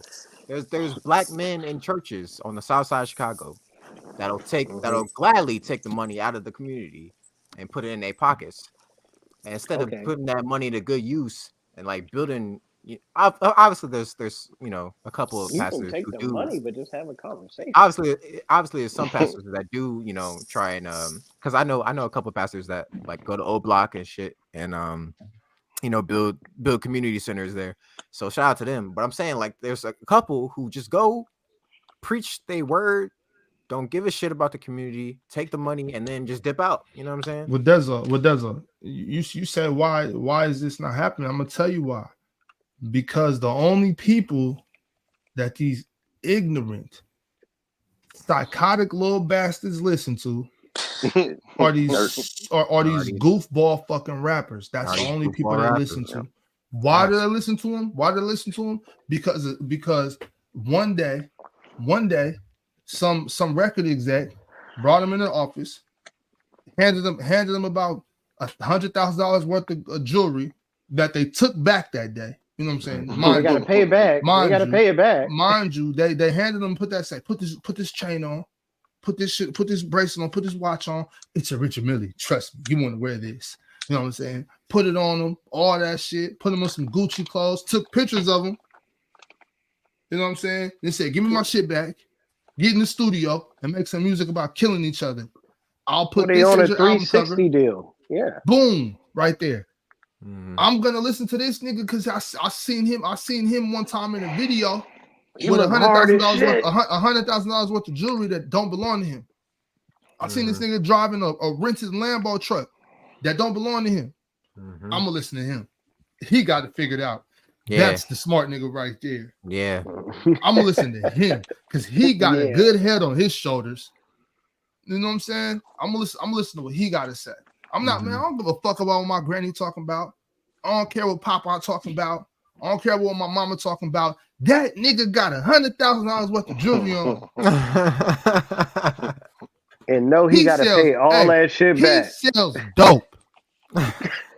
He rapping about selling dope. I ain't never seen a block in his life. I'm gonna listen to him. But in all actuality, it take that nigga 3 weeks to move a zip. See, and that's the thing. Like a lot of these rappers, like that's why it's hard. It's hard for me to say that rap has done more good than bad. You know what I'm saying? Especially in recent times. You know, like back in the day, I feel like rap was doing more good than bad. But today it's like, how old are you, Dezo? Like, I'm 25. Okay, so you got a little bit of the 90s shit to where it was a little bit different. I didn't get much of the 90s. Nigga was born in like 99. I was born in 98, bro. I didn't get any of the 90s shit. You know what I'm saying? All right. Well, you didn't catch it. Yeah, I didn't catch none of that. But what you got the toxic shit. But what I'm saying is, growing up, it felt like even in the 2000s, rappers were like promoting having a good time. You know what I'm saying? Like they did. I feel like. Could you answer Tyson's question, please, Dezo? What good has rap done? I want to know. I mean, all right. So, what would a lot of these rappers be doing as an alternative to rap? You know what I'm saying? I feel like doors that they will be doing less harm. I don't know about that, bro. In this period of time, like right now, I do agree with Ox. Like I feel like if a lot of these dudes, like if Chief Keef never came out with Finally Rich, right? I feel like he would be just another nothing ass nigga throwing his life away to gun violence in the city of Chicago. Yeah, throwing his life away. But he'll be throwing his life away. I don't give a fuck. You want to throw your life away? Throw your life away. But don't convince everybody else to throw their life away too. I'm not gonna lie, his shit, because his shit was like pure violence. Like, I mean, it was, but that was pure unadulterated. I'm not gonna lie though, I did listen. But let's look at the opposite end of the spectrum then. All right, Chance the Rapper. Chance the Rapper speaks nothing but positive. I fuck with Chance. He's fire as hell. He's fire. You talking about acid rap? Yeah. So Chance the Rapper, he was spitting positive shit for the city. You know what I'm saying? He was spitting, positive talk. If he never became a rapper, what would he be doing? He would probably. He said he'd be in politics. He would be in politics. He did say that. So instead of being in politics, now he puts all of his word into his music. You know what I'm saying? He puts that into the music.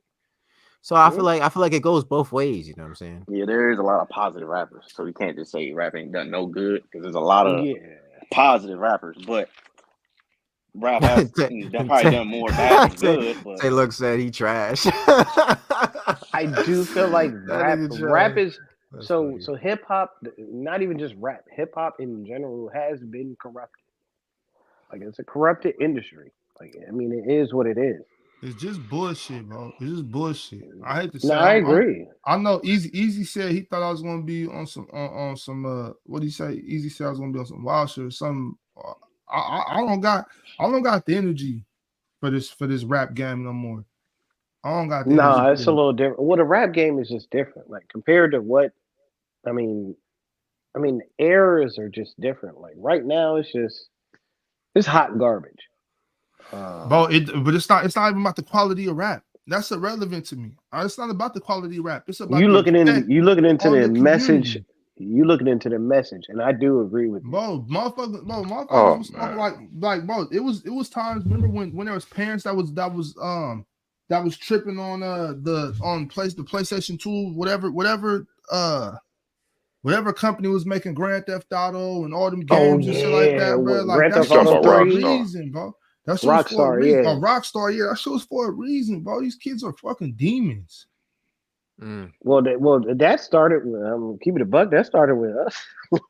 Yeah, I know. I remember. I'm like, yo, we can. Bro, they gave us fire and shit. We could take somebody's car We Rough can them for their car. we can go pick up a hoe, drive, That shit stop, was we'll wild. fuck in the car.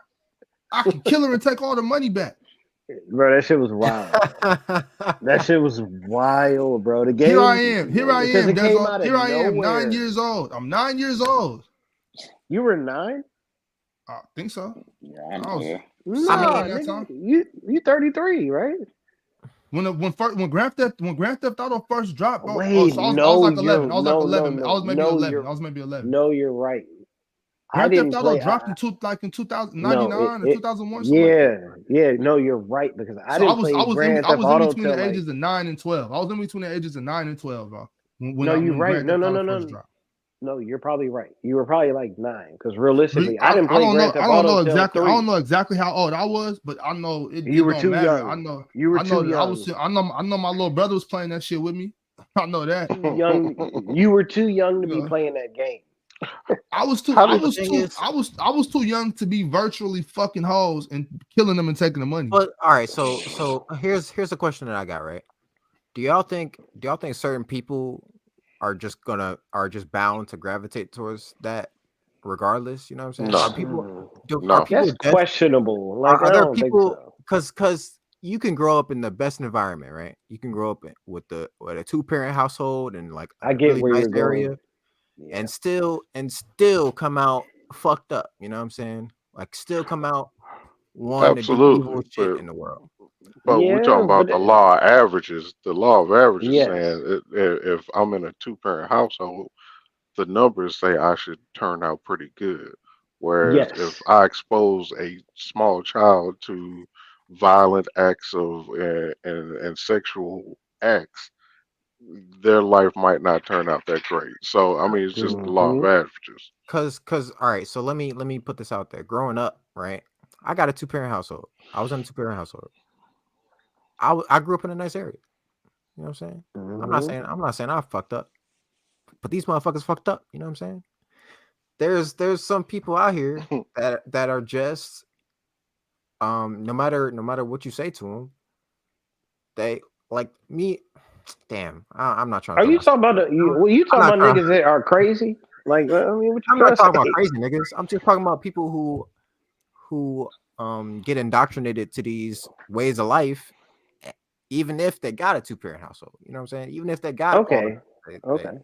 You're talking about the Tyreeks of the world of power, like those kind of kids. Yeah, those kind of kids. A lot of them niggas are influenced by rap music. I'm telling you, I'm blaming it on rap music.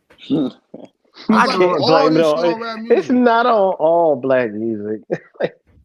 Rap music and all that shit. No, you can't blame it on all of that. A lot of it. I'm blaming a lot of it. A lot of it. Just I do agree. Influenced by the culture. Well, I feel like, okay, in our era, because I'm a year older than you, I don't think the music was like tearing us apart. I do feel like around 2013, 2014, it was. Yo, D, it was literally niggas that never met Tupac and Biggie that was ready to kill each other based on rap beef. That Source magazine was that Source or Vibe? Was that Source magazine or Vibe magazine that started that shit? Both. So I have both of them. So Source and Vibe started a East Coast West Coast beef that Diddy and Suge pushed even further, and niggas that never met each other was ready to kill each other, bro. LA niggas. Yo, I'm gonna tell you like this, bro. We hated New York niggas, bro. We'll keep it like California. No, hold on, bro. Hold on, D. All right. Like, bro, we hated New York niggas. Why though? Hey, because of rap music, nigga. Because of rap music. Tupac was from Baltimore. That don't fucking matter, D. That's not what I'm talking about. I'm talking about. Let me ask you a question. If Tupac doesn't die and Biggie doesn't die, do you think they reconcile? Yes. No. What you don't think they reconcile? Wait, no. Not after that. Not after Tupac. Suge wasn't going for that. Suge ain't even Suge. After that record, nah. I mean, anything's possible. It's all music. Do I think they kill each other? No. Because I don't think anything. I don't think Biggie wanted to kill Pac. He was mad at Pac. I don't think Pac wanted to kill Biggie. That Well, was them two niggas weren't gonna kill each other, but they didn't like each other. I don't think they was gonna be no, cool no. no more. That's I cool don't. though. That's I, cool though. But that was all that shit that happened was not from But them. D, It was from people. what I'm trying to say is debunking theories about why it started and this and that is completely irrelevant. And we got to shut down Okay. soon, so we're not gonna get too far into that. What I'm saying is, it was rap beef. It started from Vibe and Source and Diddy and Suge, and we hated New York niggas. mm-hmm. Damn, y'all hated. Hated them. Hated New York niggas. I didn't Hate start, is but I crazy. never met a nigga from New York that I liked till I was probably 22 years old. Let me 22 is ask you though. crazy, yo. All right. Let me ask the panel. What do you think the reconcile of Biggie and Tupac? What would they have done to rap? Because my feeling is if we have been shown those two huge entities in rap coinciding and coming back together and making peace, I don't think a lot of the rap that we got after that would have been completely different. It would have I can been I see that. I can see agree. completely that point of view different. 100%. I can see that. I agree because it Yeah, had nothing to do with them. It was people above them. correct. Well, Imagine, initially had nothing to do with them, but it did eventually have something to do with them. I mean, it imagine. did, but in referencing shooting and killing each other, like no, that like Biggie didn't set up Tupac to get shot and all that. Like, bro, Tupac was dead and Biggie got shot. Like, it had nothing to do with them. Yo, It real was quick. Nah, Biggie people died first, outside the then frame. Tupac died. But real Nah, quick, nah. Tupac died first. Man. Tupac died oh, first. Tupac died first? The Yeah. Yeah. fuck? So Yeah, I bro. got How old are confused. you, nigga? Like, what the fuck? What the fuck you Nigga, talking about? nigga, I'm 29, nigga. What the fuck? Yeah, I So was how you around don't when it know? started. Nigga, cause but I go don't give ahead. a But go fuck ahead though. about other Easy. niggas' rap beef, Which nigga. Like, was I had a hat on my shoulders, nigga. Like all this bullshit. This shit don't no. affect me, my nigga. I was raised right, nigga. But go ahead That's though. Easy. What true. you were But saying? nah, my thing was, yo, imagine if Biggie stayed alive. Imagine Biggie dropping a 444 album like how Jay-Z did. Imagine that, how that would have been. Yeah, man. That would have been Him, crazy, right? him Well, I having mean, that kind of I wish they reflective both. I album wish they as both would have been here. older. Yeah. I don't think, but I don't think Biggie and Pac dropping a Watch the Throne together or Biggie going on to drop a 444 type thing would have. I mean, rap would have been That in would the have made same a spot. difference.